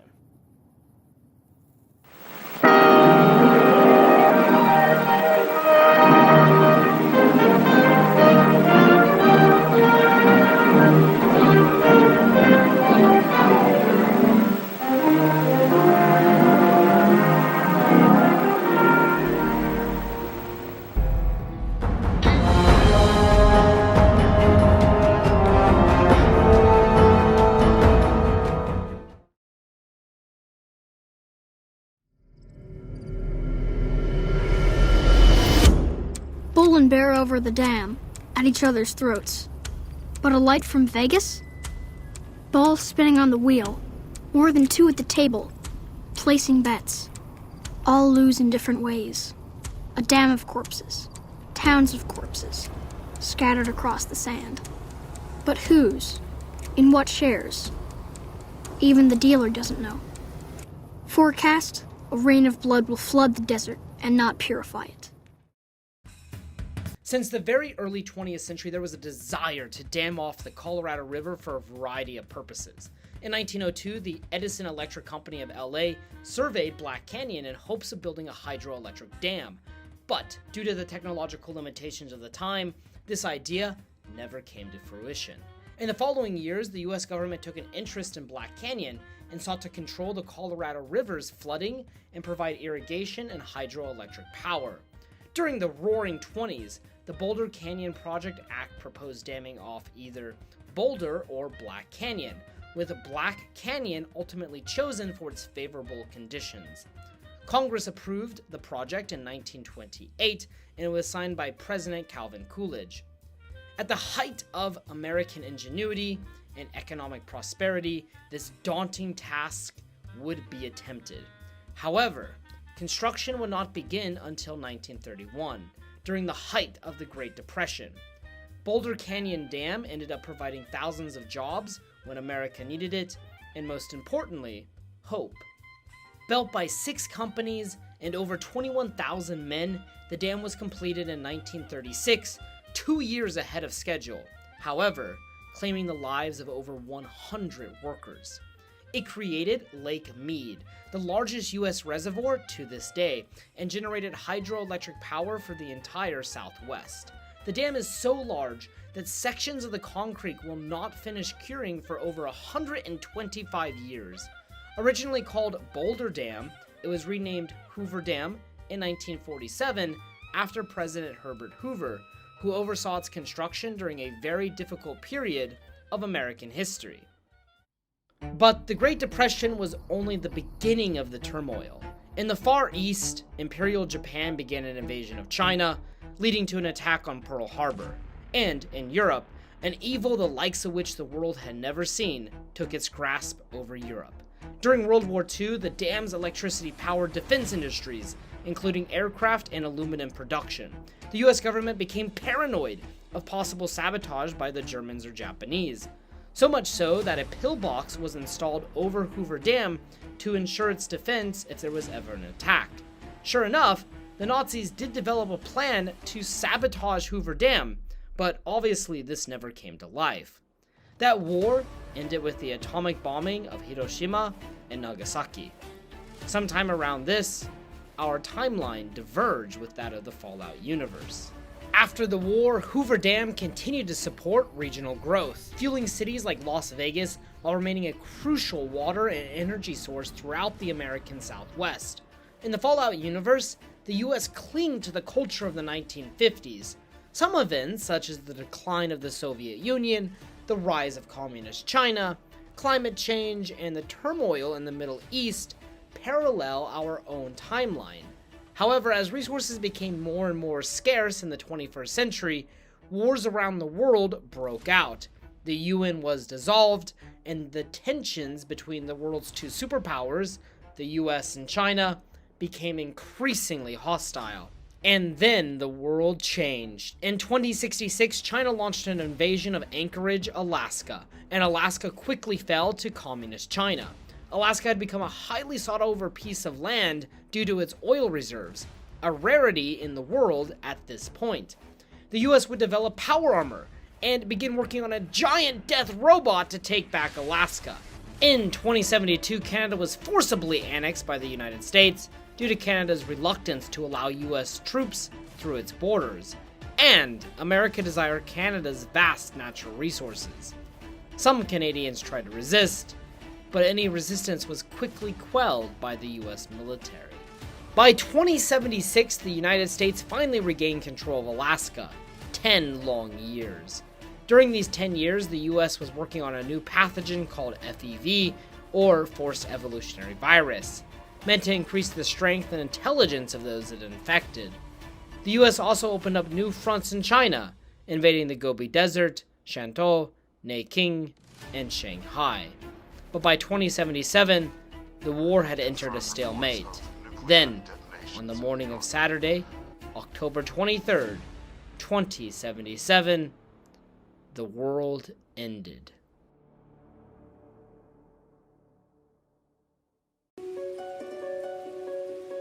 On the day of the Great War, 77 atomic warheads targeted Las Vegas and its surrounding areas. My networked mainframes were able to predict and force transmit disarm code subsets to 59 warheads, neutralizing them before impact. Laser cannons mounted on the roof of the Lucky 38 destroyed another 9 warheads. The rest got through, though none hit the city itself. Because Mr. House did not get the platinum chip on time, he almost died during the defense of Las Vegas and Hoover Dam. China most definitely would have seen Hoover Dam as a major target. In fact, they even tried to sabotage it during the Sino-American War, the aftermath of which can be found to this day. While most of Las Vegas and Hoover Dam were spared the horrors of nuclear fire, the resulting nuclear fallout and neglect led to the slow degradation of the Mojave Desert. In the ruins of Los Angeles, a new group was formed called the Followers of the Apocalypse. Around the later half of the 22nd century, the Followers of the Apocalypse were a humanitarian organization aimed at helping people and gathering knowledge. The Followers of the Apocalypse knew that Hoover Dam was still intact around 2170. Also in the second half of the 22nd century, the new California Republic, or NCR, was established in Southern California. Based on ideas such as democracy, the rule of law, and old world values, the NCR quickly spread across California, even reaching as far as Oregon, Arizona, Mexico, and, of course, Nevada. In the 2270s, NCR scouts reached Las Vegas and Hoover Dam, forcing Mr. House to spring into action. Mr. House had been biding his time ever since he awoke from his coma in 2138. When the NCR arrived en masse in 2274, Mr. House, House's Securitrons, and 3 rehabilitated tribes of the Mojave were waiting for the NCR. However, House's newly created army was not there to fight. Rather, it was there to negotiate. Through diplomacy, the NCR and Mr. House signed the Treaty of New Vegas, and the NCR would assume responsibility for Hoover Dam, giving 5% of the power to New Vegas, and 95% would go west to NCR territory. Meanwhile, Mr. House would retain sovereignty over the New Vegas Strip, effectively establishing New Vegas as a city-state. Also, NCR citizens would have unrestricted access to New Vegas, effectively establishing New Vegas as an economic powerhouse. For the next 3 years, things must have seemed too perfect, and that is because hell was approaching. Edward Swallow was born in the Boneyard in 2226, or the ruins of Los Angeles. He was educated as an anthropologist, a man of history. He worked for the Followers of the Apocalypse, and because of his talents, the Followers sent him east. On his way to the Grand Canyon, a young Swallow found a cache of pre-war books about a mighty empire that existed over 2,000 years ago. There, he learned about the mighty Roman legions and a great leader by the name of Julius Caesar. Edward and his companions would end up being captured by the Blackfoot, a tribe that was in a sorry state at the time.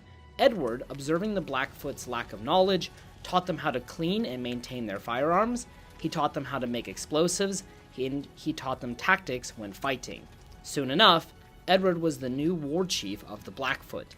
Edward Swallow dropped his old name and adopted a new name, Kaiser, and he and his newly formed legion quickly began attacking and conquering tribes throughout the American West. By 2255, Caesar established Flagstaff, Arizona as the capital of the legion. Arizona was conquered, and by 2274, Caesar's legion even conquered New Mexico, parts of Utah, and even the Rocky Mountains, and expanded all the way to Denver, Colorado. Wherever the legion went, they brought slavery, injustice, and murder with them. Caesar despised the NCR. Perhaps he saw them as the corrupt Roman Republic, and he, the mighty Julius Caesar, was returning from conquest in Gaul to bring about an end to the corruption. Either way, Caesar planned a conquest of the NCR. In 2277, Caesar's legion, led by Malpais Leggett, attacked Hoover Dam. Initially, the NCR was pushed back to Boulder City, but due to some clever tactics by Chief Hanlon, the NCR was able to pull an ace out of their sleeve. They lured the legion into Boulder City and detonated pre-placed explosives, destroying the army and killing anyone, legion and NCR alike, in Boulder City. The NCR was able to re-establish control of Hoover Dam, but Caesar's legion was only pushed back so far. They quickly made fortifications on Fortification Hill, a nearby plateau. The NCR and legion entered a tricky stalemate, with both sides building up their forces and biding time for the Second Battle of Hoover Dam. In 2281, Mr. House finally found the long-sought-after platinum chip, which can provide critical upgrades to his Securitron army, along with activating Securitrons underneath Fortification Hill. These 3 armies are all fighting for Hoover Dam, to control the American Southwest, to win over Hoover Dam and secure electricity and water for the foreseeable future. And, in the middle of all of this, a courier might just be the one who can flip this whole thing up on its head.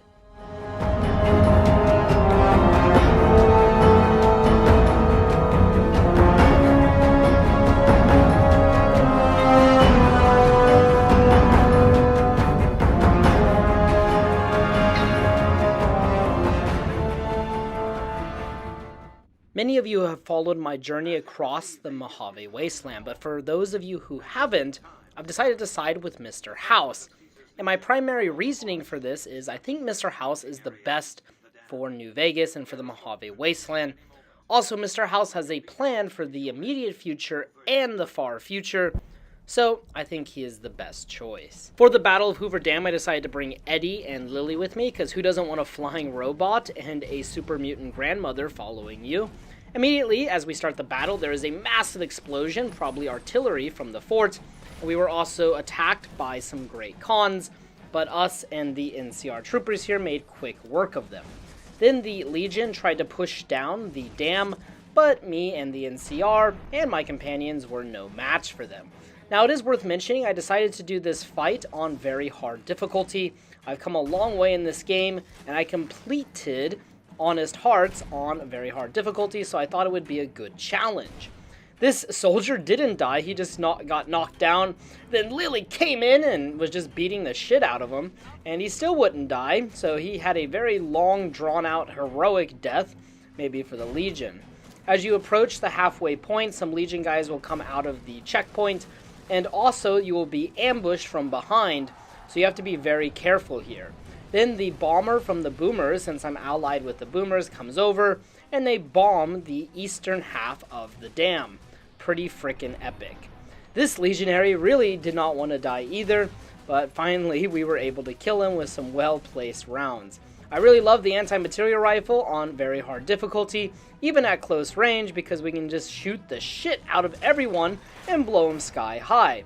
Then we made our way into the dam, where the ultimate betrayal happens. I opened fire on the NCR soldiers in order to make sure that I can establish Mr. House's control over Hoover Dam to power the Securitrons at Fortification Hill.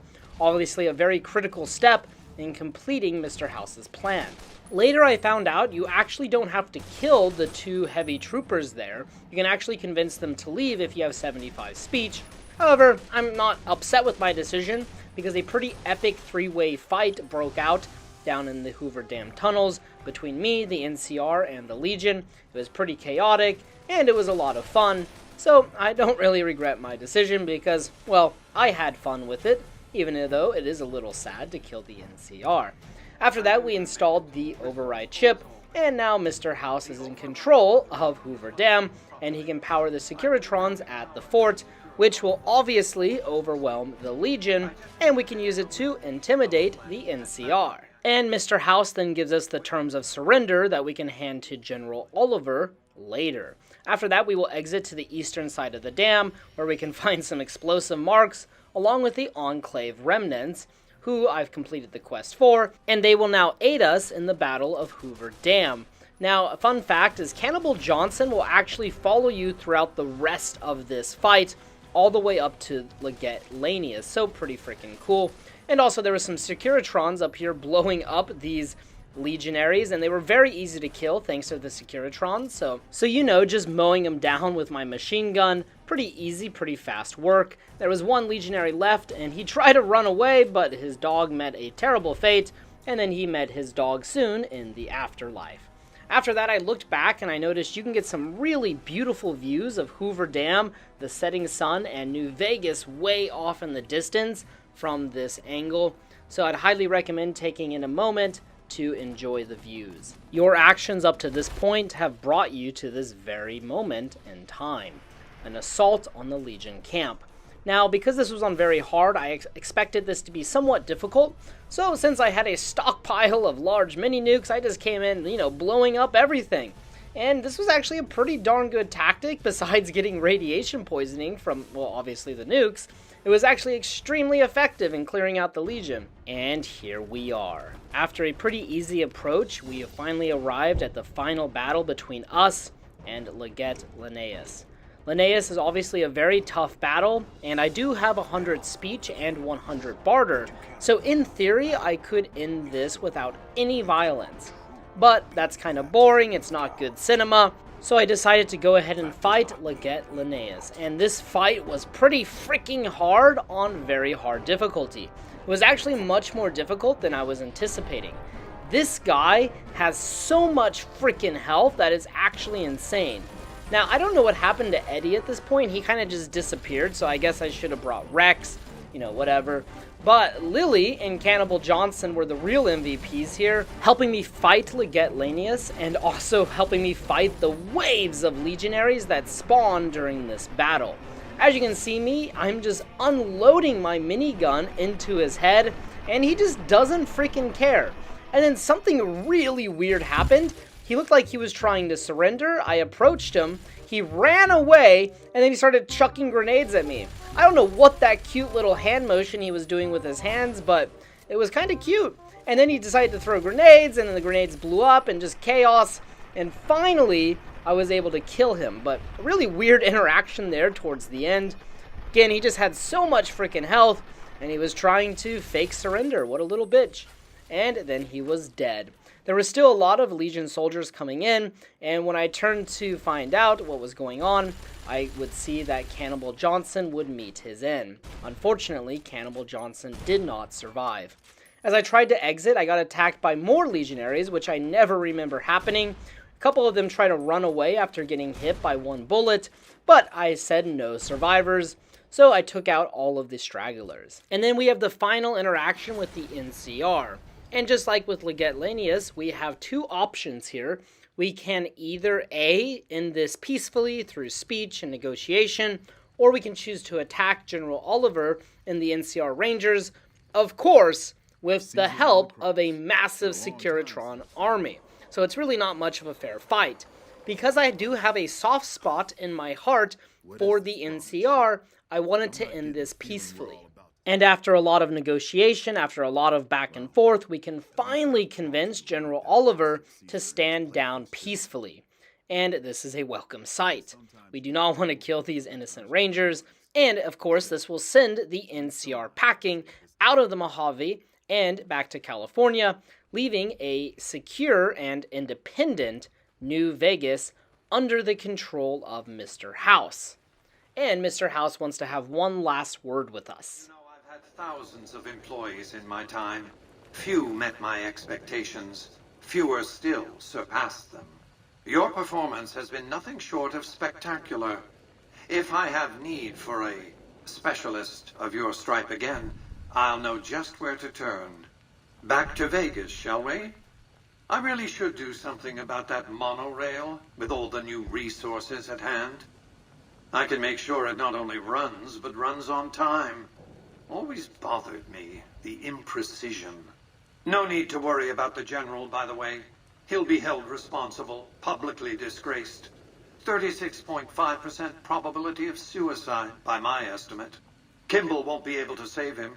He'll be too busy getting thrown out of office. But less than a 3% chance of suicide, mind you. Vegas might see a dip in revenue for a few months, half a year. But soon enough, the tourists and their money will be pouring in. Vegas will be a shining jewel in the middle of the desert, an oasis of light, a beacon to show mankind the way to the stars. This is just the start, you see. This is where it all begins. And in that final dialogue, we can kind of see the true narcissism of Mr. House. Despite that, I do believe Mr. House is the best choice for New Vegas. I think he's the best choice to secure it, for freedom, and for the prosperity of the people within the Mojave Wasteland. But of course, this video is not yet over, ladies and gentlemen. This is the unexplored Mojave. And of course, we want to check out the surrounding area, see what interesting things there are, what interesting loot, and of course, what secrets lie within the dam. So without further ado, let's check out Hoover Dam. The first time you approach Hoover Dam in Fallout New Vegas, you'll notice that there is a large statue right outside the visitor center. And this statue is very much real. You can see it in real life. It was designed and created by Oscar Hansen, and it is called the Winged Figures of the Republic.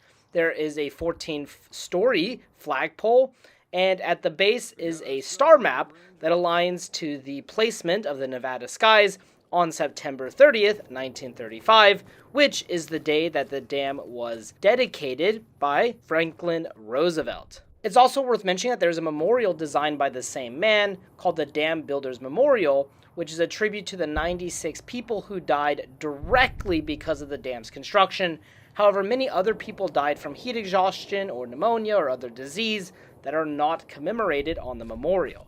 And of course, we can go to the towers and we can get a very good vantage point of the dam. Of course, this tower is very important for President Kimball's speech, as one of the assassins will try to go up here in order to snipe Kimball from afar. Of course, you can either be that sniper yourself, or you can be the one to save President Kimball. And then as we go into the visitor center, we can actually descend way into the depths of the dam. Normally there will be the Hoover Dam snow globe there, but I've already picked it up. But if you want some extra caps and you are not against Mr. House, you can definitely acquire it. Now, as we go downstairs, there are so many paths and it is quite confusing. And I made a new discovery, or at least a new discovery for myself. If you follow the path I am on, there's actually an underneath part to the dam, or there is a lower level. I was quite shocked to find this out. But if you go to the base of the first reactor room, there is a door which takes us down to the lower power level. I had no idea that the lower level of Hoover Dam existed in the game, obviously. In real life, I knew there was some kind of generator room like this. In here, we can see the water rushing through the dam. It'll actually knock us over if we tried to approach it. And we can see the bottoms of the generators, well, generating electricity. So pretty freaking cool, and this section is freaking huge. I was shocked. There's employee break rooms. There's so many generators that are spinning. Unfortunately, the spinning doesn't do anything to us. It's literally just for show. But there's just so much, and I figured there has to be cut content down here. It appears some of the generators are not working. Perhaps we were going to fix them or see something. I don't know. And then I was really surprised to find some NCR troopers at the very end of that area. I didn't see any other troopers down there besides those two. Kind of a lonely job, but interesting. Then on the main level of Hoover Dam with all of the big generators, I've actually been in this area of the dam. Really cool. Now downstairs we can find various ammunition crates and the like, but it's all considered stealing because, well, it does belong to the NCR.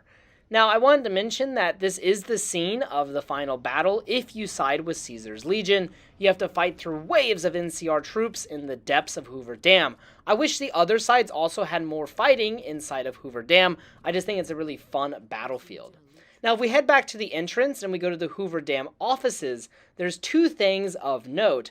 If you're friendly with the NCR, go to your left, head down the stairs, and we can find Quartermaster Barden.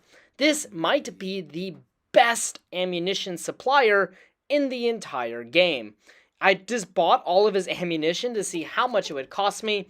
He has almost 300,000 caps worth of ammunition. And also in the same area, we can find some barracks, obviously for NCR soldiers. Pretty cool and kind of just an area most players would never think to explore. Heading back to the beginning of the offices, if we go straight and just follow the corridor straight, we can find a very interesting thing that I actually mentioned in the opening of this video. I mentioned that Chinese soldiers tried to sabotage Hoover Dam. If we head to the back of the offices, we can find this room with radiation symbols inside our radioactive barrels, as you can see, and in the back there are some crates. If we go through these crates, we can find Chinese stealth armor. In fact, 2 sets of it. This is likely from a reference in Fallout Van Buren, which was going to be the original Fallout 3. Now, this might be based on Fallout Van Buren, the original Fallout 3, which had design documents about Chinese infiltrators who were trying to sabotage Hoover Dam. Also, in Bethesda's Fallout 3, there is some cut content about a sabotage attempt at Hoover Dam by the Chinese. So we have a pretty cool reference to one of those or both of those. And this is the only way to get the Chinese stealth armor in Fallout New Vegas. And now it's time for some Dr. Bosch vibes. If you want to get to the bottom of the dam really quickly, you can actually climb on top of the artillery by just repeatedly jumping, as you saw me do. We can then jump off and commit suicide, or you can save right before you hit the ground, and when you reload, your gravity will be reset, and you'll just land nice and soft, and now you can kind of explore the upper parts of the Hoover Dam. Normally this section is off limits, and we cannot get up here. Now, if you want to leave, you can either fast travel or you can just fall down and then use the door. Of course, there is a door in Hoover Dam which will take you to this area. You can see it right there.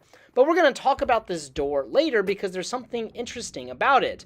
But you can go ahead and swim around at the base of the dam. Now, I don't know much about the physics or how a dam really works. I mean, I know it makes electricity with the flow of water, but I imagine in real life you might not be able to swim in this area safely.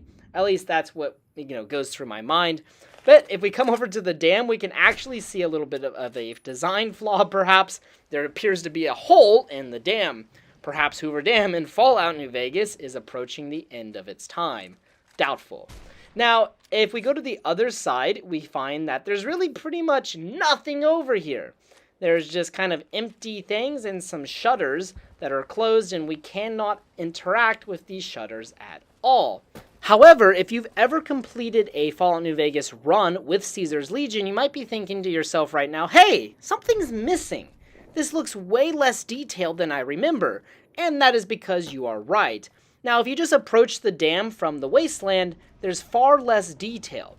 But if you go to the dam the way you're supposed to, there is a lot more detail at the base. We can see a lot of electrical equipment, and even the floor has a lot more detail. We can see like water rushing out from underneath us. And if we go over here, we can even see some piping and stuff like that.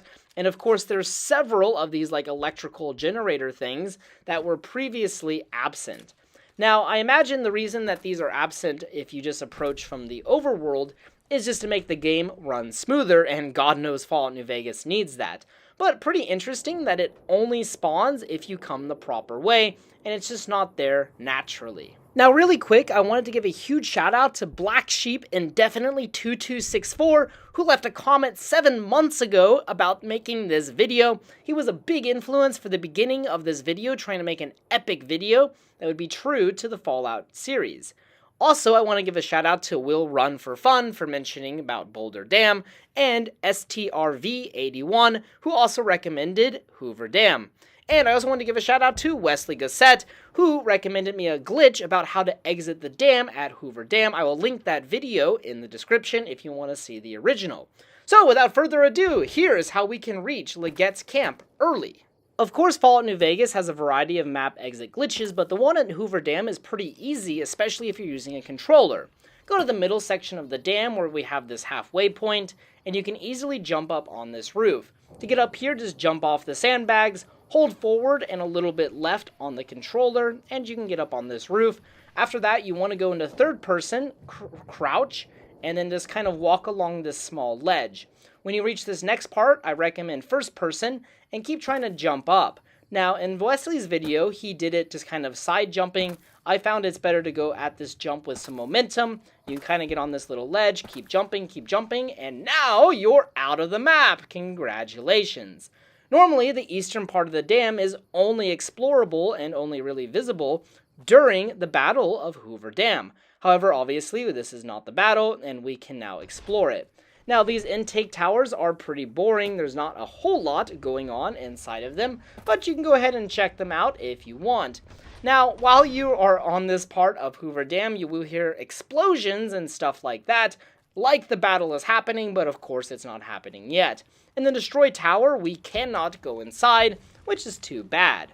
Now, in order to reach Leggett's camp, you have to be careful of invisible barriers and sometimes random loading screens. So definitely make sure to save and then just kind of follow my path.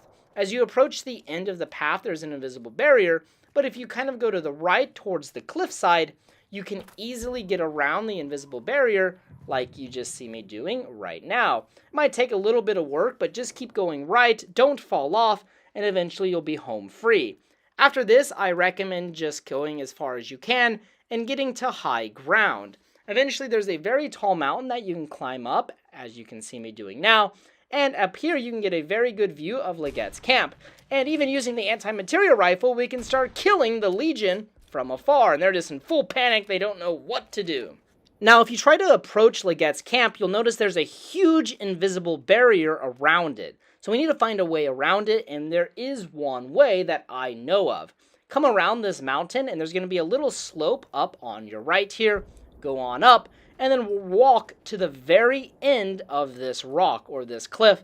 And when you approach this part, you will now discover Legette's camp.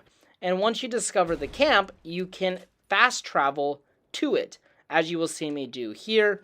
And when you fast travel to it, though, funny enough, the color or the time of day kind of changes regardless of what it was before. Obviously, this is the color of the final battle of Hoover Dam, kind of because of the sunset and probably because of all the fires that are burning from the battle. Now, if we head on back, we can actually enter the Hoover Dam checkpoint. Normally, this is inaccessible until the Battle of Hoover Dam, but you can come on in here and check it out and explore around, but there's really nothing of note inside. Unfortunately, we cannot go to the little sniper's nest on top. And if you exit and try to re-enter, well, you're going to be SOL. There is no way back besides doing the glitch all over again. Alright everyone, there you have it. Hoover Dam. I hope you guys enjoyed this video. This is probably the most difficult video I've made to date, but I had a lot of fun making the video, and for me, that's what is most important, having fun making these videos.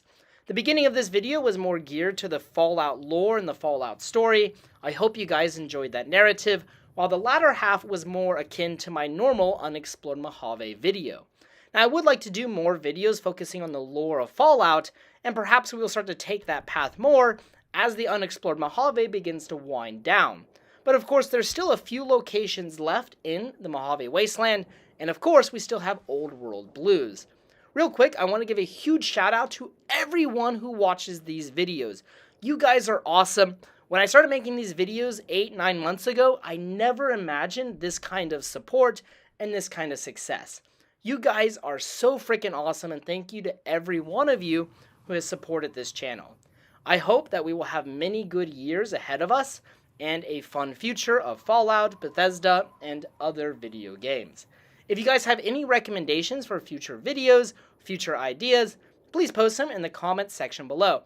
I always try to read your guys' comments, each and every one. I try to reply to each and every one. I really like interacting with you guys. You guys are so freaking awesome. And, as always, until next time.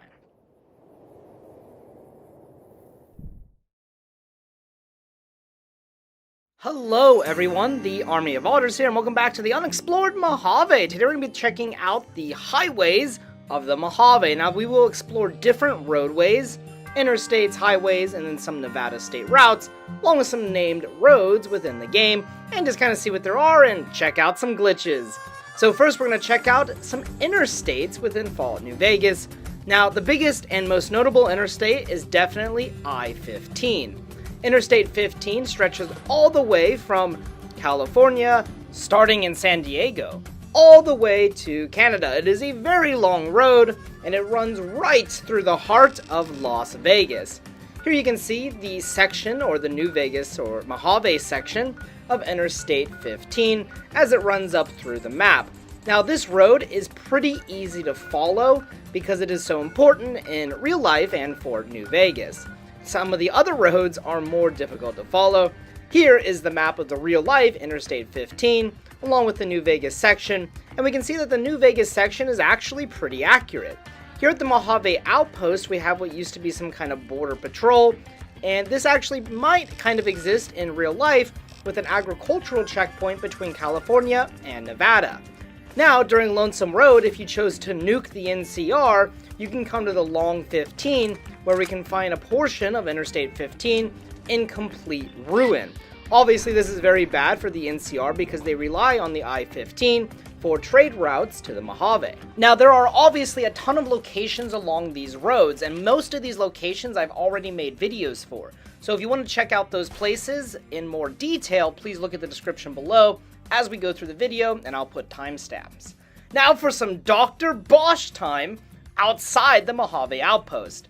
Now, I don't want to go into too much detail, just kind of sticking to the road here, but I already made a video about this kind of section of the map, going outside, and about Dr. Bosch. If you're interested in that, it'll be in the description below, along with all the other locations. Now, as we approach the end of the road of the out-of-bounds section, we can see there is no long 15 without loading into it.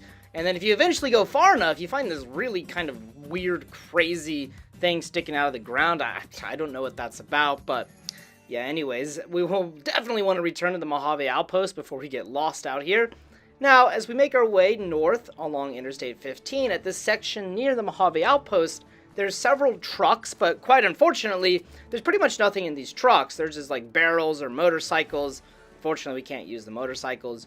Now, as you make your way along these roads, you might see some trading caravans and stuff like that. Pretty cool. Now, the interchange here between Nipton Road and Interstate 15 is actually pretty accurate to real life. However, in New Vegas, it actually looks far more developed than it does in real life, which is interesting. Maybe Nipton is much more important, or who knows. Now, as we come over here to the Nipton rest stop, we can see there is this nice little rest stop. However, this does not exist in real life, so this part of the world is a little more developed. Now, something really interesting I noticed about like New Vegas is sections of the map are more developed than in real life, while other sections of the map are significantly underdeveloped compared to real life. Obviously, this game was made in a hurry, surprisingly, considering how amazing it is. But here you can see the interchange in real life, along with Ivanpah Dry Lake in the background, and yeah, pretty much kind of just desert. Then as we continue our way, we find a Nevada patrol station. In real life, this is actually where the border checkpoint is for like agricultural products between California and Nevada. Right to our right is the Ivanpah Dry Lake, and we also have tons of billboards for stuff like Vicky and Vance Casino, Gomorrah, and like cars and stuff like that, just kind of generic billboards. Now, as we approach Primm, there is actually a drive-in theater, California Sunset Drive-In, and then we can keep following Interstate 15, which actually kind of like passes underneath Primm in this nice little developed road here. There's actually an NCR outpost down here, which I never noticed, so that's interesting. And then we'll make our way out of Primm and continue down along the road. Now, periodically, you'll actually see old signs of Interstate 15. This one had bullet holes in it, which I thought was pretty cool. Now, as we keep on making our way up this road here, eventually we come to Gene's Skydiving. And I just wanted to point out that this truck here that says disposal system, maybe for radioactive material, is littered across the highways as you kind of explore. You will notice it if you look for it. But back to Gene. So here we have Gene's Skydiving, along with a destroyed house. And in real life, Gene is an actual place, and it's just like a small little rest stop. And it's just right before Good Springs and right before Sloan. And you can get gas here. There's also an old abandoned prison, which is what the NCR Correctional Facility is based on. There's also a Starbucks here. So hey, Starbucks is over there where I just shot. If you're ever on a road trip, stop on by Gene. And as we make our way past Gene and into the Powder Gangers territory, we will be ambushed by several Powder Gangers. There are dead caravans out here, one of which belongs to Ringo from the beginning of the game, where we have to help him against his fight with the Powder Gangers, or we can help the Powder Gangers. There's a dead Bright follower underneath this bridge. I mentioned this in my railroad video. Don't know why he's there or his backstory, but his body never seems to disappear. Then we make our way past Quarry Junction and, of course, Sloan. I just wanted to point out that this road here that leads to Black Mountain probably exists in real life.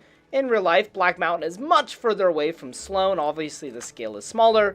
But we have Via Inspirada, which is a road that kind of leads to a small neighborhood, and Black Mountain in real life.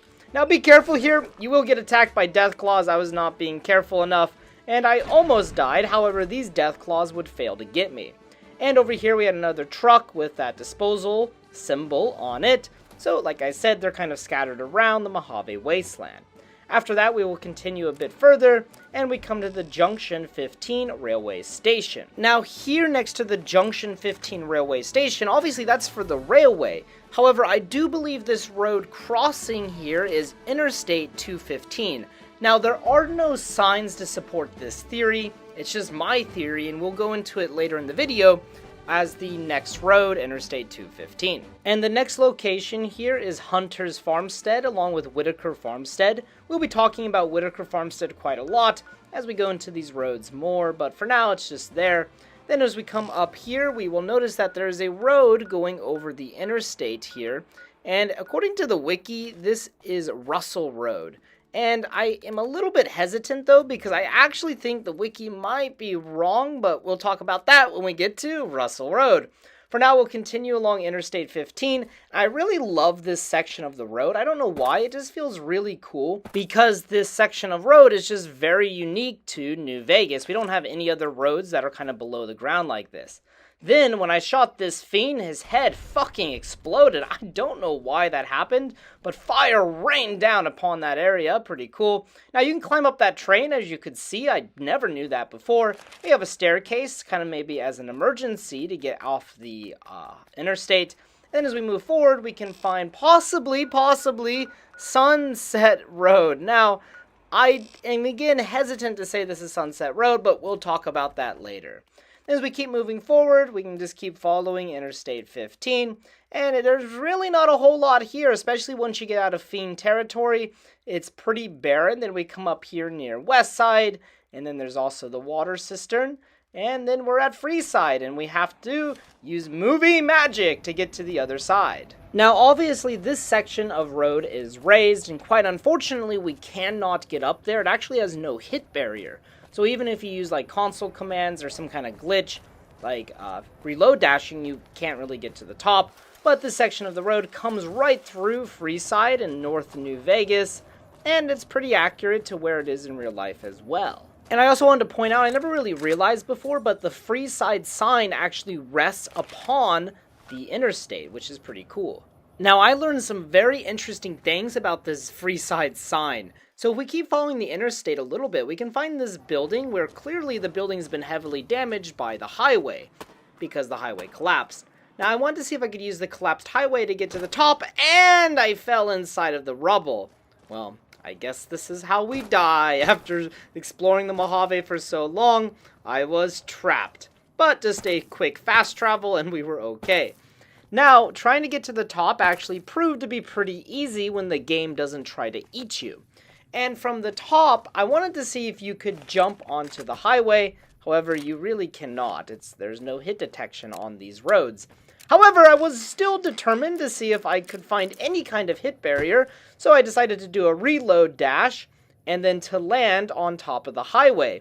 If you save right before you fall, you will survive because it resets your momentum. And I found that there's no hit detection, but these these support beams do have hit detection, and I could use it to break my fall. I decided to try one more time. This time my goal was to land on top of the Freeside sign, and voila, it has hit detection. I was actually really surprised that this thing has hit detection, and we can stand on top of the Freeside sign and just wreak havoc on the people below. I thought this was pretty cool. And then I looked at Freeside and New Vegas, and my head went crazy. I realized we could kind of go in to New Vegas before we actually load it. So I jumped off the sign, saved once again to break my fall, and we are now really in unexplored New Vegas. It is not loaded, obviously. All of these are just for aesthetic. So that way you see New Vegas from far away, and we can kind of explore around and check out all of the casinos to see what they're truly like. Oh my god, everyone. It's all fake. But you can kind of just walk around and you can look inside of the buildings. There's really nothing that great here, but I always love these kinds of glitches, just exiting the map and seeing how the developers built the game. I think it's really cool. For whatever reason, the train or the monorail does have hit detection, but it's the only item in here that has hit detection, interestingly enough. And then I also wanted to see what it looks like at night, because obviously at night, New Vegas is all lit up. And here it is. It's just really, really, really bright and shiny. But, you know, it still looks kind of cool, I guess. I really love the way the Lucky 38 looks with the moon and this kind of beam that is very low res. I just think it looks really cool and really funny at the same time. Continuing our journey along Interstate 15, and we will find a really wild situation. For whatever reason, when I approached George here, he started running towards Nellis Air Force Base, and the boomers frickin' blew him up. I have no clue why this happened. This did not happen in my railroad video, or any other time I've ever been to Nellis Air Force Base, but the boomers killed him, and so we could loot him. Now, this part of the map, Interstate 15 becomes normally inaccessible, but using reload dashing, we can go up above and access the road. Again, it has no hit detection, so we cannot get on top of it, but we can continue to follow it. And if you look at the world map, you notice that Interstate 15 actually goes on for a really long time. And yes, for whatever reason, mainly for the aesthetic next to Nellis Air Force Base, this road goes on for forever. It actually took me a considerable amount of time to fully follow it, but here you can see me on the edge of the map, just following the road, and here it finally ends at the side of this mountain. And again, no hit detection. But interestingly, there is a small hill here that we can use to kind of look at what it looks like from above. Now, obviously in Fallout 3, we can go on top of these kind of roads, but in New Vegas, we cannot. And there you have it, everyone. Everything of interest on Interstate 15. Now, on to our next road, Interstate 215. Now, Interstate 215, also known as the Las Vegas Beltway and the Bruce Woodbury Beltway, is mentioned in-game during the loading screens. As you can see here, we can see Interstate 215 in the loading screen. And all this is a large looping interstate around the perimeter of the New Vegas, or Las Vegas, metropolitan area. And if we look on the map, there is a looping road kind of around the perimeter of New Vegas. However, the game gives us no indication that this was an interstate, or I-215. But I think we can assume this is probably the road.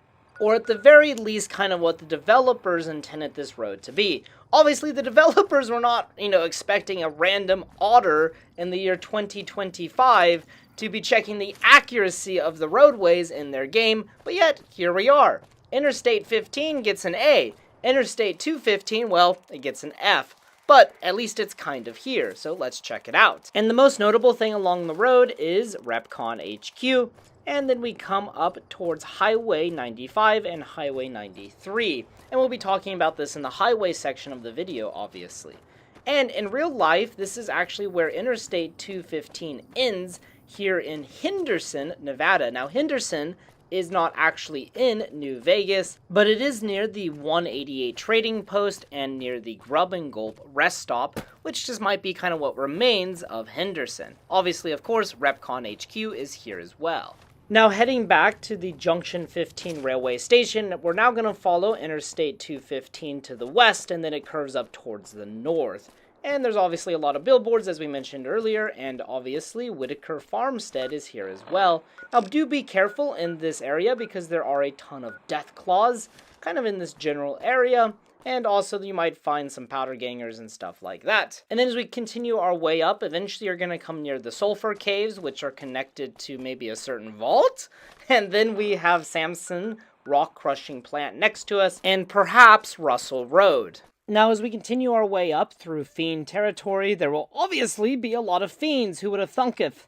And then, eventually, this road actually runs into a building, and it disconnects, so we kind of have to go a bit to the left in order to get back on track. Again, a real interstate would obviously not do this. And then we make our way past Sunset Sarsaparilla HQ, West Side, and we've got this power plant, Fiend House, and this part of the map is really barren. There's also Carlisle's St. Clair's house here on the left, and then it comes all the way around and it ends here at Interstate 15, which is actually where it ends in real life. Now, the reason it ends is in real life, this is actually where Nellis Air Force Base is located, where Jimmy's Well is. However, in game, Nellis Air Force Base was moved further to the northeast for narrative purposes. So obviously Obsidian took some creative liberties in order to kind of establish the boomers. But that's fine by me because I actually really like the boomers. Now, on the map, it says this road continues. However, it obviously does not. There is a billboard and power lines, but there is no road. And if you kind of follow the roads, you'll notice this eventually. There are often roads where the map says there isn't, and there are often no roads where the map says there is. So just something that you can pay attention to, probably due to the rush development of New Vegas. They obviously had the map, but maybe not all of the roads were finished. So kind of interesting. Also, real quick, I wanted to mention where 215 ends, Interstate 215, there are some chem addicts. For whatever reason, when I approached these chem addicts, they too ran towards Nellis Air Force Base and committed the die. Well, I talked to one of them, and then he ran away, so he's alive. But this guy definitely met his end. Wow! Don't know what's happening with AI there, but very interesting. Alright, now we're going to move on to Highway 95, which is probably the second most well-known within Fallout New Vegas, or perhaps the first. It starts way down here by Camp Searchlight, and it's very accurate to the real-life Highway 95, which runs right through Las Vegas. Now, in-game, Highway 95 starts at the Searchlight Airport. And real quick, I wanted to talk about Searchlight Airport. This was one of my first videos for the Unexplored Mojave. And this location is just really unique. It's really isolated. There's nothing down here besides rad scorpions that you have to kill. There's a couple suitcases by the airport building itself that contain a lot of caps. But this area is just, there's nothing here. It's abandoned. And I really believe that Obsidian meant to make this location more active. Perhaps there was going to be Boomers quests down here or NCR quests down here, but it was just never able to be put in the final game. Who knows, but this location is really awesome. I actually really love this location, and it's become one of my favorite locations from the bottom of my heart. Just really love it. Now, Searchlight Airport does exist in real life, but Highway 95 just passes nearby it, not underneath it like it does here. Now, from the other side, using the reload dash glitch, we can see that the road actually does lead up to the airport, which is pretty incredible. That's really nice design from the devs. Even though the airport has no doors, there's a place for doors, but they didn't bother putting in the actual texture for the doors, so it's just a black void of darkness and scary, and who knows what's in there. Now, following the road, we can see it actually goes on for a surprisingly long time, probably because the player can see off into the distance, so they continued it until you can see this rock, and the road does not continue after the rock. Now, from here we can follow Highway 95 for a long distance. It literally spans from the bottom of the map all the way to the very top, just like Interstate 15. So we will start our journey from outside of the map, and then, using some movie magic, we will magically teleport into the tunnel, and we can continue our journey northward. Now, we will find the Camp Searchlight, just Searchlight Trailer Park, where we have several trailers that are just lying around. There are some ghouls in here, but I didn't see any. I killed them a long time ago, so perhaps they don't respawn. Then we can make our way through Camp Searchlight. Just kind of sped it up because there's not really much here that most players are not familiar with. Of course, you have to visit Camp Searchlight during the course of the main quest. And then as we continue our way forward, eventually Highway 95 actually splits into two roads. And this part of the map is actually very interesting to me, just because it's very isolated from the rest of the game. It's very barren. Now we have this sign that indicates Novac is ahead, and then we have some destroyed road signs above us that would obviously a long time ago have given us directions. Now there are a ton of billboards in this area advertising various businesses from pre-war America or pre-war Las Vegas. And there's all kinds of crashed old cars around this area.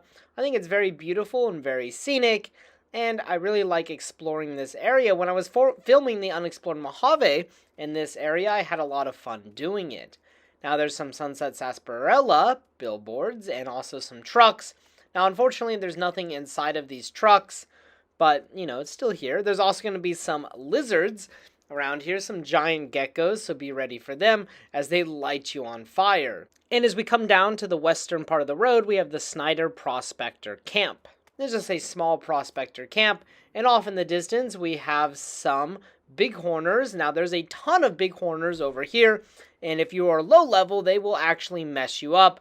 So be careful if you're exploring this area, at a low level. Now, unfortunately, this section of the map is pretty, unremarkable. There's not a whole lot here. Now, if we head up towards the mountains over here, we have Bootjack Cavern, which is a part of the quest, Bleed Me Dry. You might visit it. It's an unmarked cave.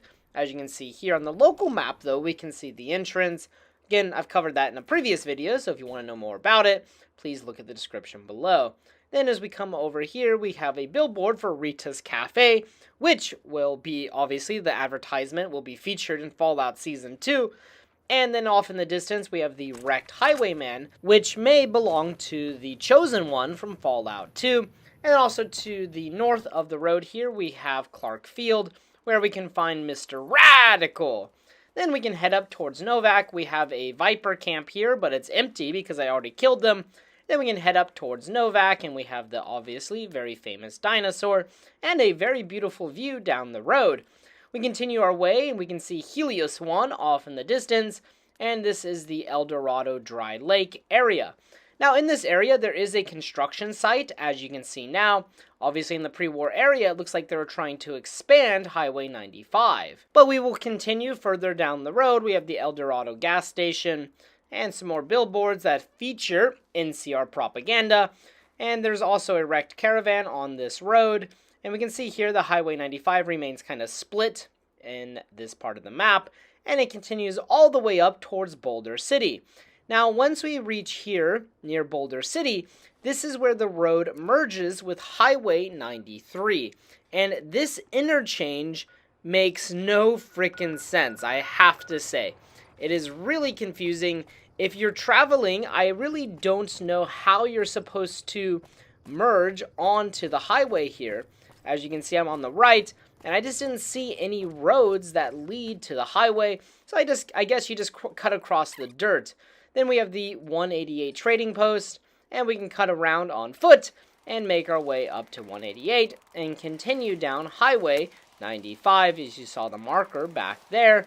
And there's a lot of billboards. Again, we're at Repcon HQ, Interstate 215. We have the Silver Rush billboard, which I really love because the Silver Rush obviously modified the billboard to support their current business. And then we have the Grub and Gulp rest stop.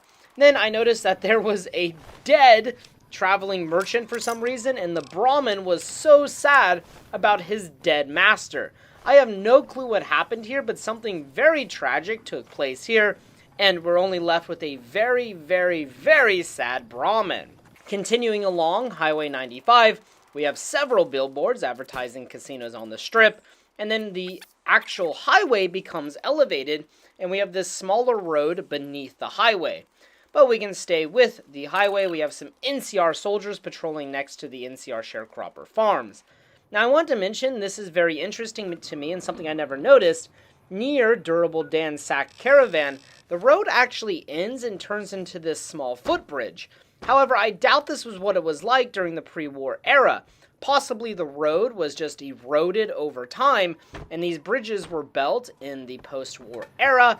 I highly doubt, again, that these bridges were built in the pre-war era. I doubt they would have lasted that long, and I doubt they would have a motor vehicle road just abruptly into a small wooden pedestrian bridge. And as we approach Freeside, we can see that the elevated portion of Highway 95 comes back towards the ground, and then we can head towards Freeside. However, this is when we can see Obsidian started to care less about the true accuracy of this roadway.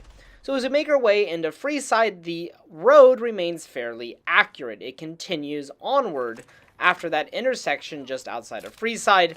After killing some thugs, we have to go around to the other side of the barrier to continue along the road next to the Kings. However, I noticed that the Kings section of the road now is shifted a little bit towards the north, so that doesn't make much sense now, does it? And then as we make our way towards the other side, the road abruptly ends at this train station and continues again on the other side. I have no clue what's going on here. Now, obviously, when Obsidian designed Freeside in Las Vegas, I don't think they paid much mind to the location of the objects in relation to the roads, but it's definitely not a very accurate depiction of Highway 95. Now, also worth mentioning, in real life, Highway 95 goes north of the strip before cutting across New Vegas. Then as we continue further north along Highway 95, we can find a portion of the road that is not accurately placed on the world map.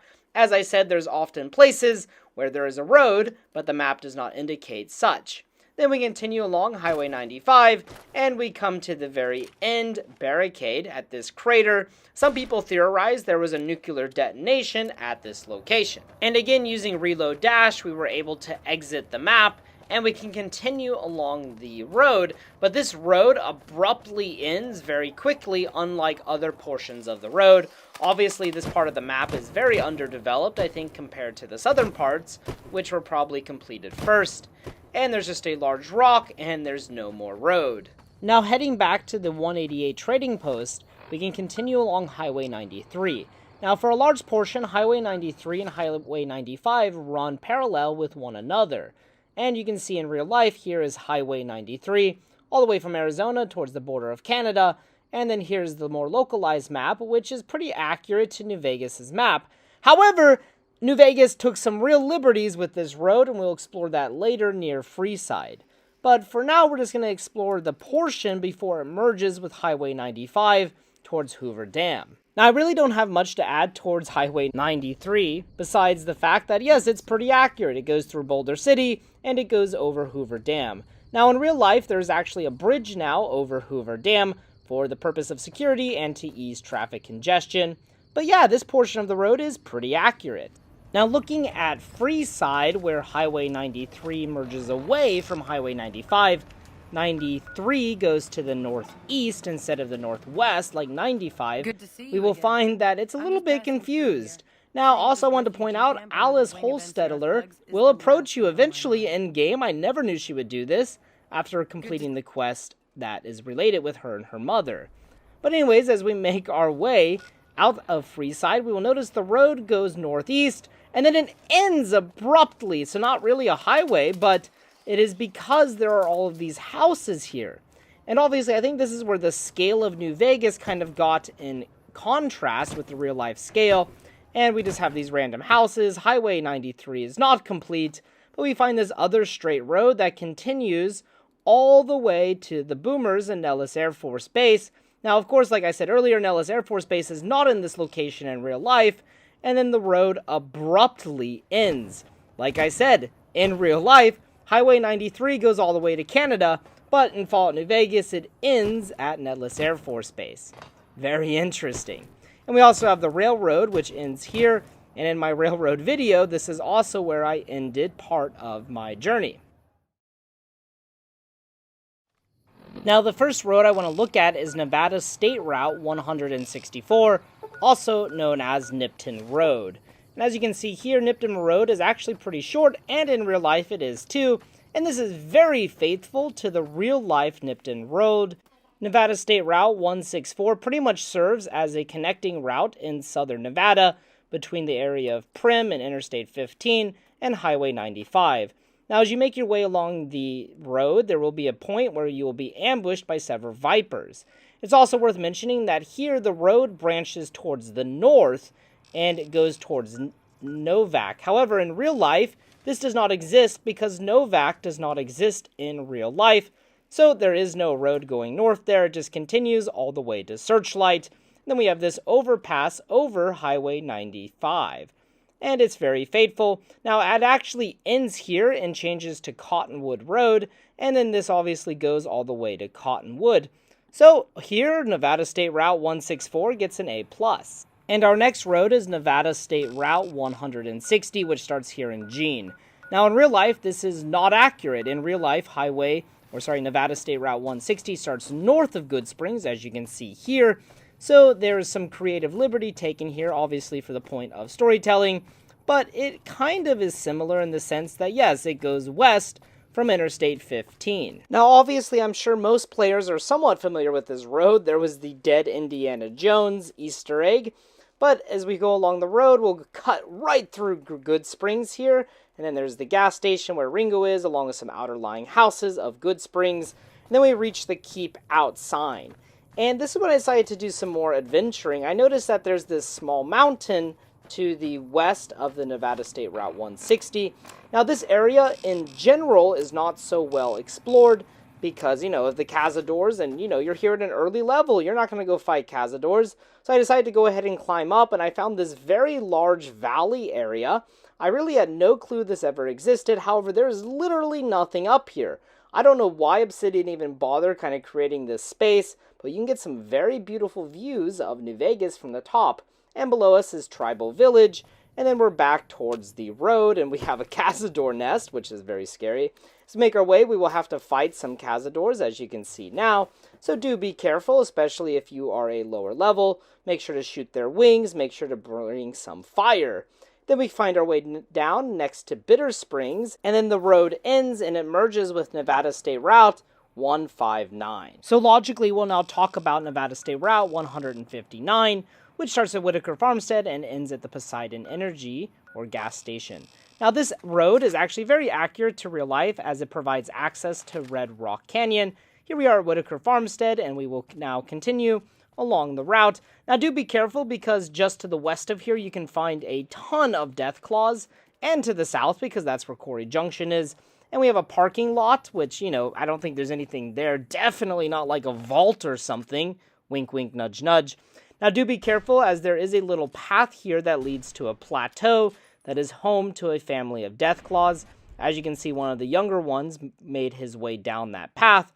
Then I got attacked by another deathclaw, some cazadors in Bitter Springs, so be careful. And then we come all the way around towards the Poseidon Energy or gas station. And this pretty much where the road ends and merges into what is probably Interstate 215. And the next road I want to check out is Nevada State Route 564. And this actually gives some credence to my theory that this is Interstate 215 from earlier, because in real life, Interstate 215 ends at Highway 93, Highway 95, and then State Route 564 continues northwards towards Lake New Vegas, or now Lake Las Vegas, sorry, not Lake New Vegas, Lake Las Vegas, and then it turns into Lakeshore Drive, which winds all the way around towards Boulder City, which we can say is very accurate to the in-game road. And if you do venture over here, do be careful because there are some lake lurks which spawn over here. I had no clue about that. Obviously, Ranger Station Alpha is over here, but I never actually knew there were lake lurks here, so very interesting. And then here we arrive at Boulder City. And the next road is Nevada State Route 157, which connects Highway 95 to Jacobstown. In real life, this road is very similar, so this is very accurate to the real life road. Now, do be careful because there's always the possibility of a Legion or NCR attack here, depending on your loyalty. But as we make our way up the road, we will just find that it's actually quite peaceful. There are some bighorners, but if you don't bother them, they probably won't bother you. And you might find some giant mantises. But for the most part, it's a very peaceful walk and very beautiful, very scenic walk to a parking lot in Jacobstown. But a really amazing and beautiful area nonetheless. Now, the next road we're going to check out is Russell Road, or Nevada State Route 594. However, I think the wiki might be wrong. Now, according to the wiki, as you can see here, this is the Russell Road. It is in the far southern part of New Vegas. However, in real life, Russell Road actually ends or is divided by McCarran International Airport, or what is now Harry Reid International Airport. And I think that Sunset Road, according to the wiki, is actually Russell Road, because in real life, Sunset Road is just south of the airport, like the road we are on now. So I actually believe the road we are on now is Sunset Road, and the road further north is actually Russell Road. I think there might be a bit of an error on the wiki, just based on what we can see in-game and what we can see in real life. And it's also worth mentioning that most people consider the intersection of Russell Road and Las Vegas Boulevard to be the southern terminus of the Las Vegas Strip. However, Las Vegas Boulevard does continue all the way south to Sunset Road, as we can see is here. We can even see the New Vegas sign from all the way down here. But in all honesty, it really doesn't matter that much. Sunset Road, Russell Road, State Route 562, State Route 594. Who cares? They're just freaking roads in a fictional video game. I highly doubt anyone at Obsidian ever thought a random otter would ever, take a look at these roads in depth. With that being said, I do have to give Obsidian credit. They put a lot of effort into these roads, and it does show. Here we are on what I believe is Russell Road. There's a little fight between some fiends and some NCR soldiers, and I can kill the fiends, and I do believe this is where the southern terminus of the strip truly is. And of course, with all of that being said, we have to end on the New Vegas Strip itself. So we're going to start all the way down here on Sunset Road, and we'll make our way all the way up past Camp McCarran, past Fiend territory. And as we make our way up, we can see the El Rey Hotel, along with the New Vegas sign. This is where the Fiend gets shot by the Ranger in the opening sequence. Fun fact, if you come here at the very beginning of the game, you can actually still find the dead Fiend body. And here is that very famous Las Vegas, New Vegas sign. Then on the other side, we can continue our way down the strip. I'm sure you're all very familiar with this area. Perhaps one of the most famous streets in all of America. Continuing down our way into Freeside. And that, ladies and gentlemen, is all of the roads of the Mojave Wasteland. If you guys have watched the video for this long, thank you so much for staying on this long. This video was far longer and took a lot more work than I ever anticipated. And obviously I only touched a fraction of the actual roads within New Vegas. However, I just tried to cover the most important and some of the largest roads within the game, and the ones that are easy to identify with real-life counterparts.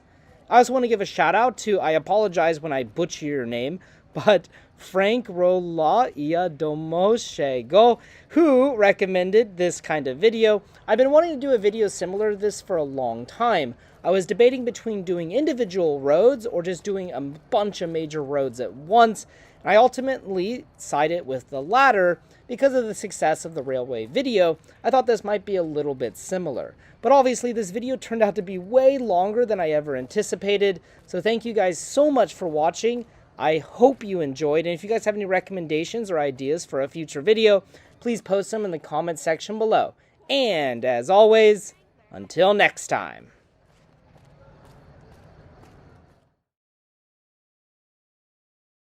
Hello everyone, the Army of Otters here, and welcome back to the Unexplored Mojave. Today we're going to be checking out Scorpion's Nest, or that's the name at least I'm assigning to it because it doesn't have any official name. Really, this is just the Scorpion Valley area that is directly north of Good Springs and Good Springs Cemetery. It has no real name, but it is kind of a weird and unique location, so I figured I'd go ahead and cover it on the Unexplored Mojave. So without further ado, let's go ahead and check out Scorpion's Nest. And here's the location of Scorpion Nest on the minimap, just north of Good Springs Cemetery, like I said. Now, a lot of people might have memories of this place as the first place where they died in Fallout New Vegas. I definitely remember venturing out here when I first started playing this game and getting absolutely wrecked by some angry rad scorpions. There are a surprising amount of rad scorpions in this area. I fought about 8 to 10 rad scorpions when I visited here. So definitely be ready. I mean, if you're a new player, I would not recommend going here. Now, the main reason players would probably venture over here is during the Bleed Me Dry quest. We have to come over here and get some scorpion eggs for Red Lucy. Now, pretty easy task once you're pretty much, at that level. If you're doing that quest, you're probably doing pretty good for yourself. You probably have good weapons. And the Rad Scorpions were no match against the Survivalist Rifle. And then there's the Rad Scorpion Eggs, a part of the quest for Red Lucy. There's also a dead mercenary here who has some random loot on him, but nothing too exciting or too great. And we just kind of have this nest. Directly to the north of that nest, we have what appears to be another Scorpion nest. However, this one didn't contain any eggs outright, but there is like a carcass in there, maybe a Brahmin. And then back here, just some rocks. And then back here, there's more rad scorpions. And back here is kind of where there's a dead end. Now, you could kind of climb over the hill here to the northwest. And then you would be fighting some cazadors, which is never any fun. So, just kind of stay here for now because it's safe. I also wanted to point out, and I think I talked about this in a previous episode a long time ago, but the Abandoned Shack is here. I really love this place as player housing. The only problem is there's no fast travel point nearby. besides the Yangtze Memorial. But I've always liked this place as player housing just because it kind of gives that old man kind of recluse vibe. Then, using reload dash, we can actually get to the top of the ridge, which usually has an invisible barrier on it, so there's no way up here. But we can go above the invisible barrier, and we can get a really good look at Quarry Junction and Melissa. However, I couldn't spot any death claws from up here, so unfortunately there was no free shooting upon the death claws.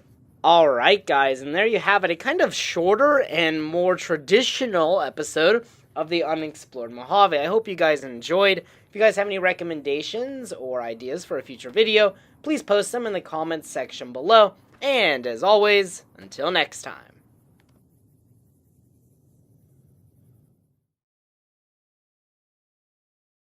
There I was, in a bar, sipping on some whiskey, reflecting on my adventures across the Mojave. It's been a long journey, and Otter needs to relax. But then I overheard 2 NCR soldiers talking about a certain Corporal White. Apparently, Mr. White had gone missing while investigating a water shortage. Sounds like a job right up my alley. Well, I'm not an NCR soldier, and I have no desire to live in the NCR. I am in their good graces. I went over to Camp McCarran to talk to Carrie Boyd. She's a good friend of mine. I helped her interrogate a Legion Centurion a while back. So I questioned her about Mr. White, and she told me that he's an aspiring ranger. She tells us that he was a good man, but he had some extracurricular activities going on at Gomorrah, as many people do. So she sent me off to try and find Mr. White. Now, the first place to go look was obviously his living quarters. So we headed on over to the terminal of Camp McCarran to go see if we could find anything in his locker. And, well, who would have thunketh? Yes, we did. Inside his locker, we found a journal, which read, I pulled the log from the East Pump Station computer for the last week. Looking back over the past several weeks, the times are roughly consistent. There's definitely something going on. Water shouldn't even be going over to the west side, and yet, the log says otherwise. I know I'm onto something.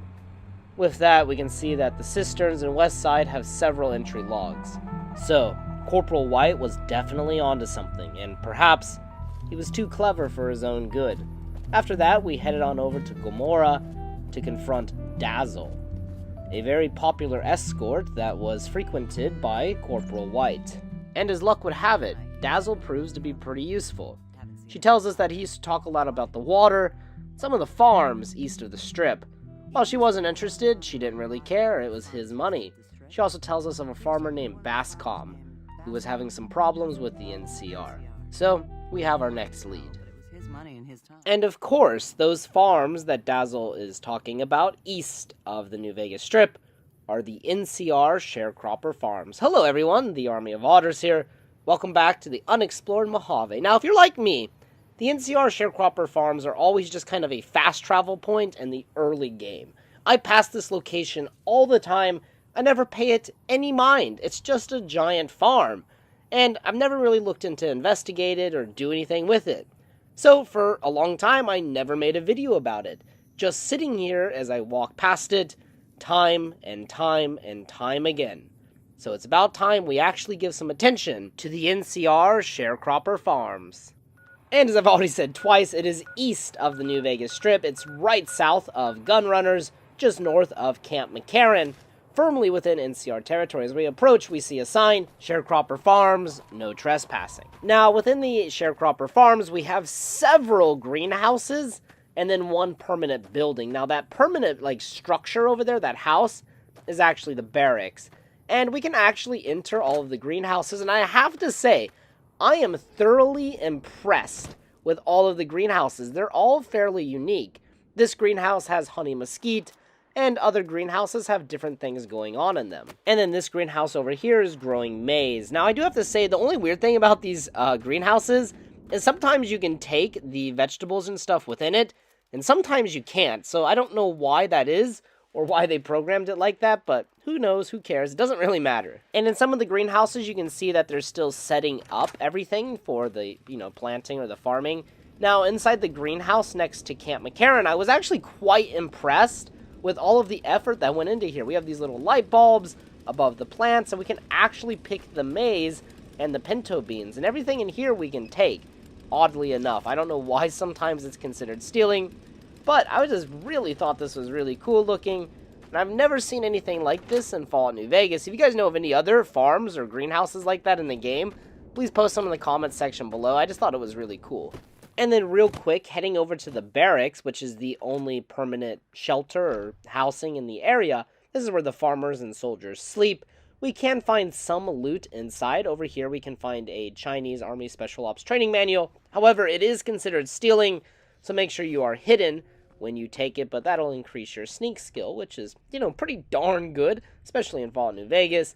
Then over here on this counter, there is a Sunset Sarsaparilla Star bottle cap, so go ahead and pick that bad boy up, and then we can continue on with our quest. So to continue, we need to talk to Trent Bascom, who Dazzle mentioned. He's just a simple farmer here, and he tells us that there's a water shortage, and that the NCR is not helping out.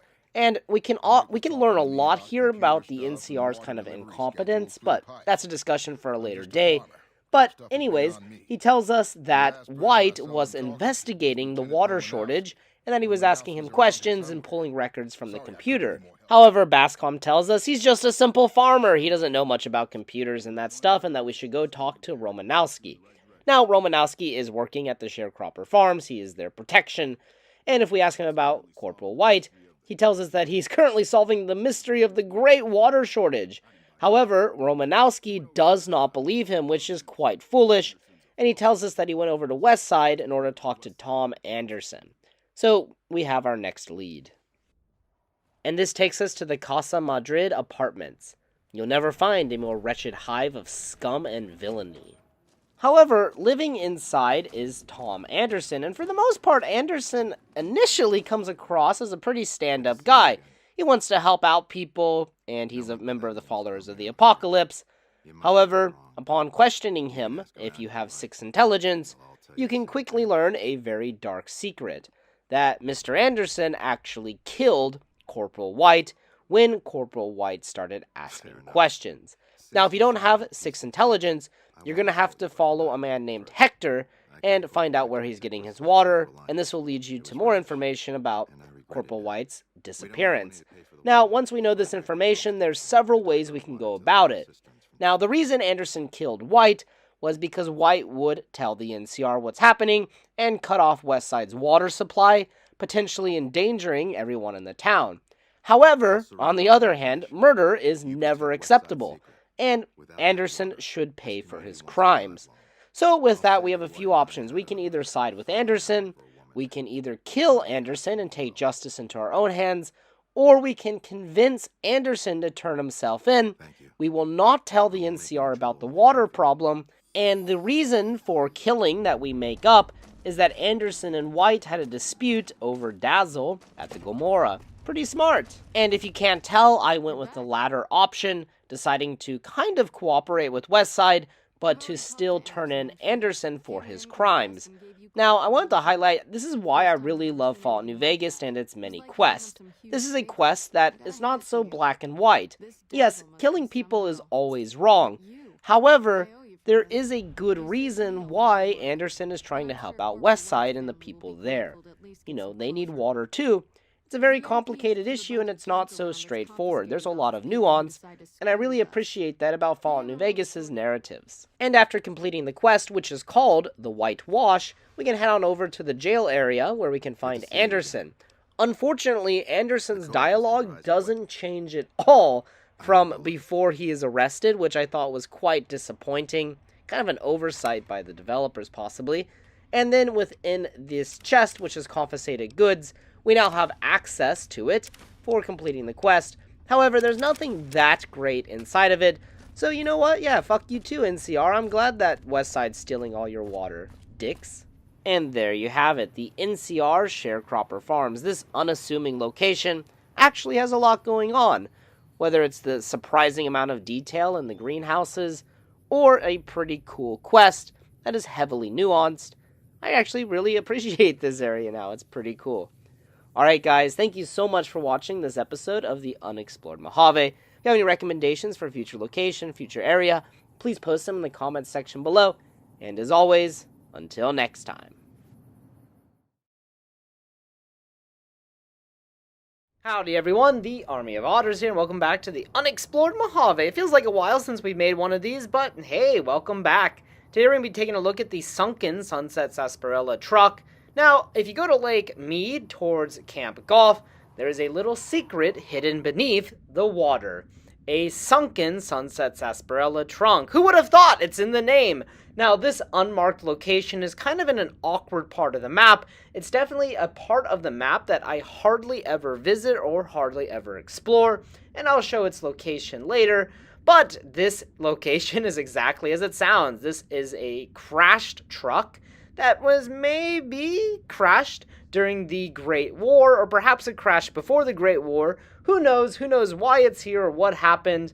All I know is there's a lot of bottle caps, there's a lot of Sunset Sarsaparilla bottles, full and empty, and it's another location for us to now check off the list. So let's check it out. And here's the location of the Sunken Sunset Sarsaparilla truck. It is just north of Ranger Station Alpha and northeast of the Mountain Shadows campground. Now this part of the map is just kind of awkward because there's not really a whole lot here, and there's never ever a reason for the player to really come here. So I just think it's a bit awkward, and if you come here, there's actually lake lurks, which to me was very surprising the first time I came here. Didn't realize there were lake lurks. And I do have to say, if you have a rebreather, please put it on, otherwise this location will be very difficult to explore because the truck itself is pretty deep. But as soon as you enter the lake, you will see the truck resting on the bottom of the lake bed, and then we can go in and kind of loot through the Sunset Sarsaparilla crates.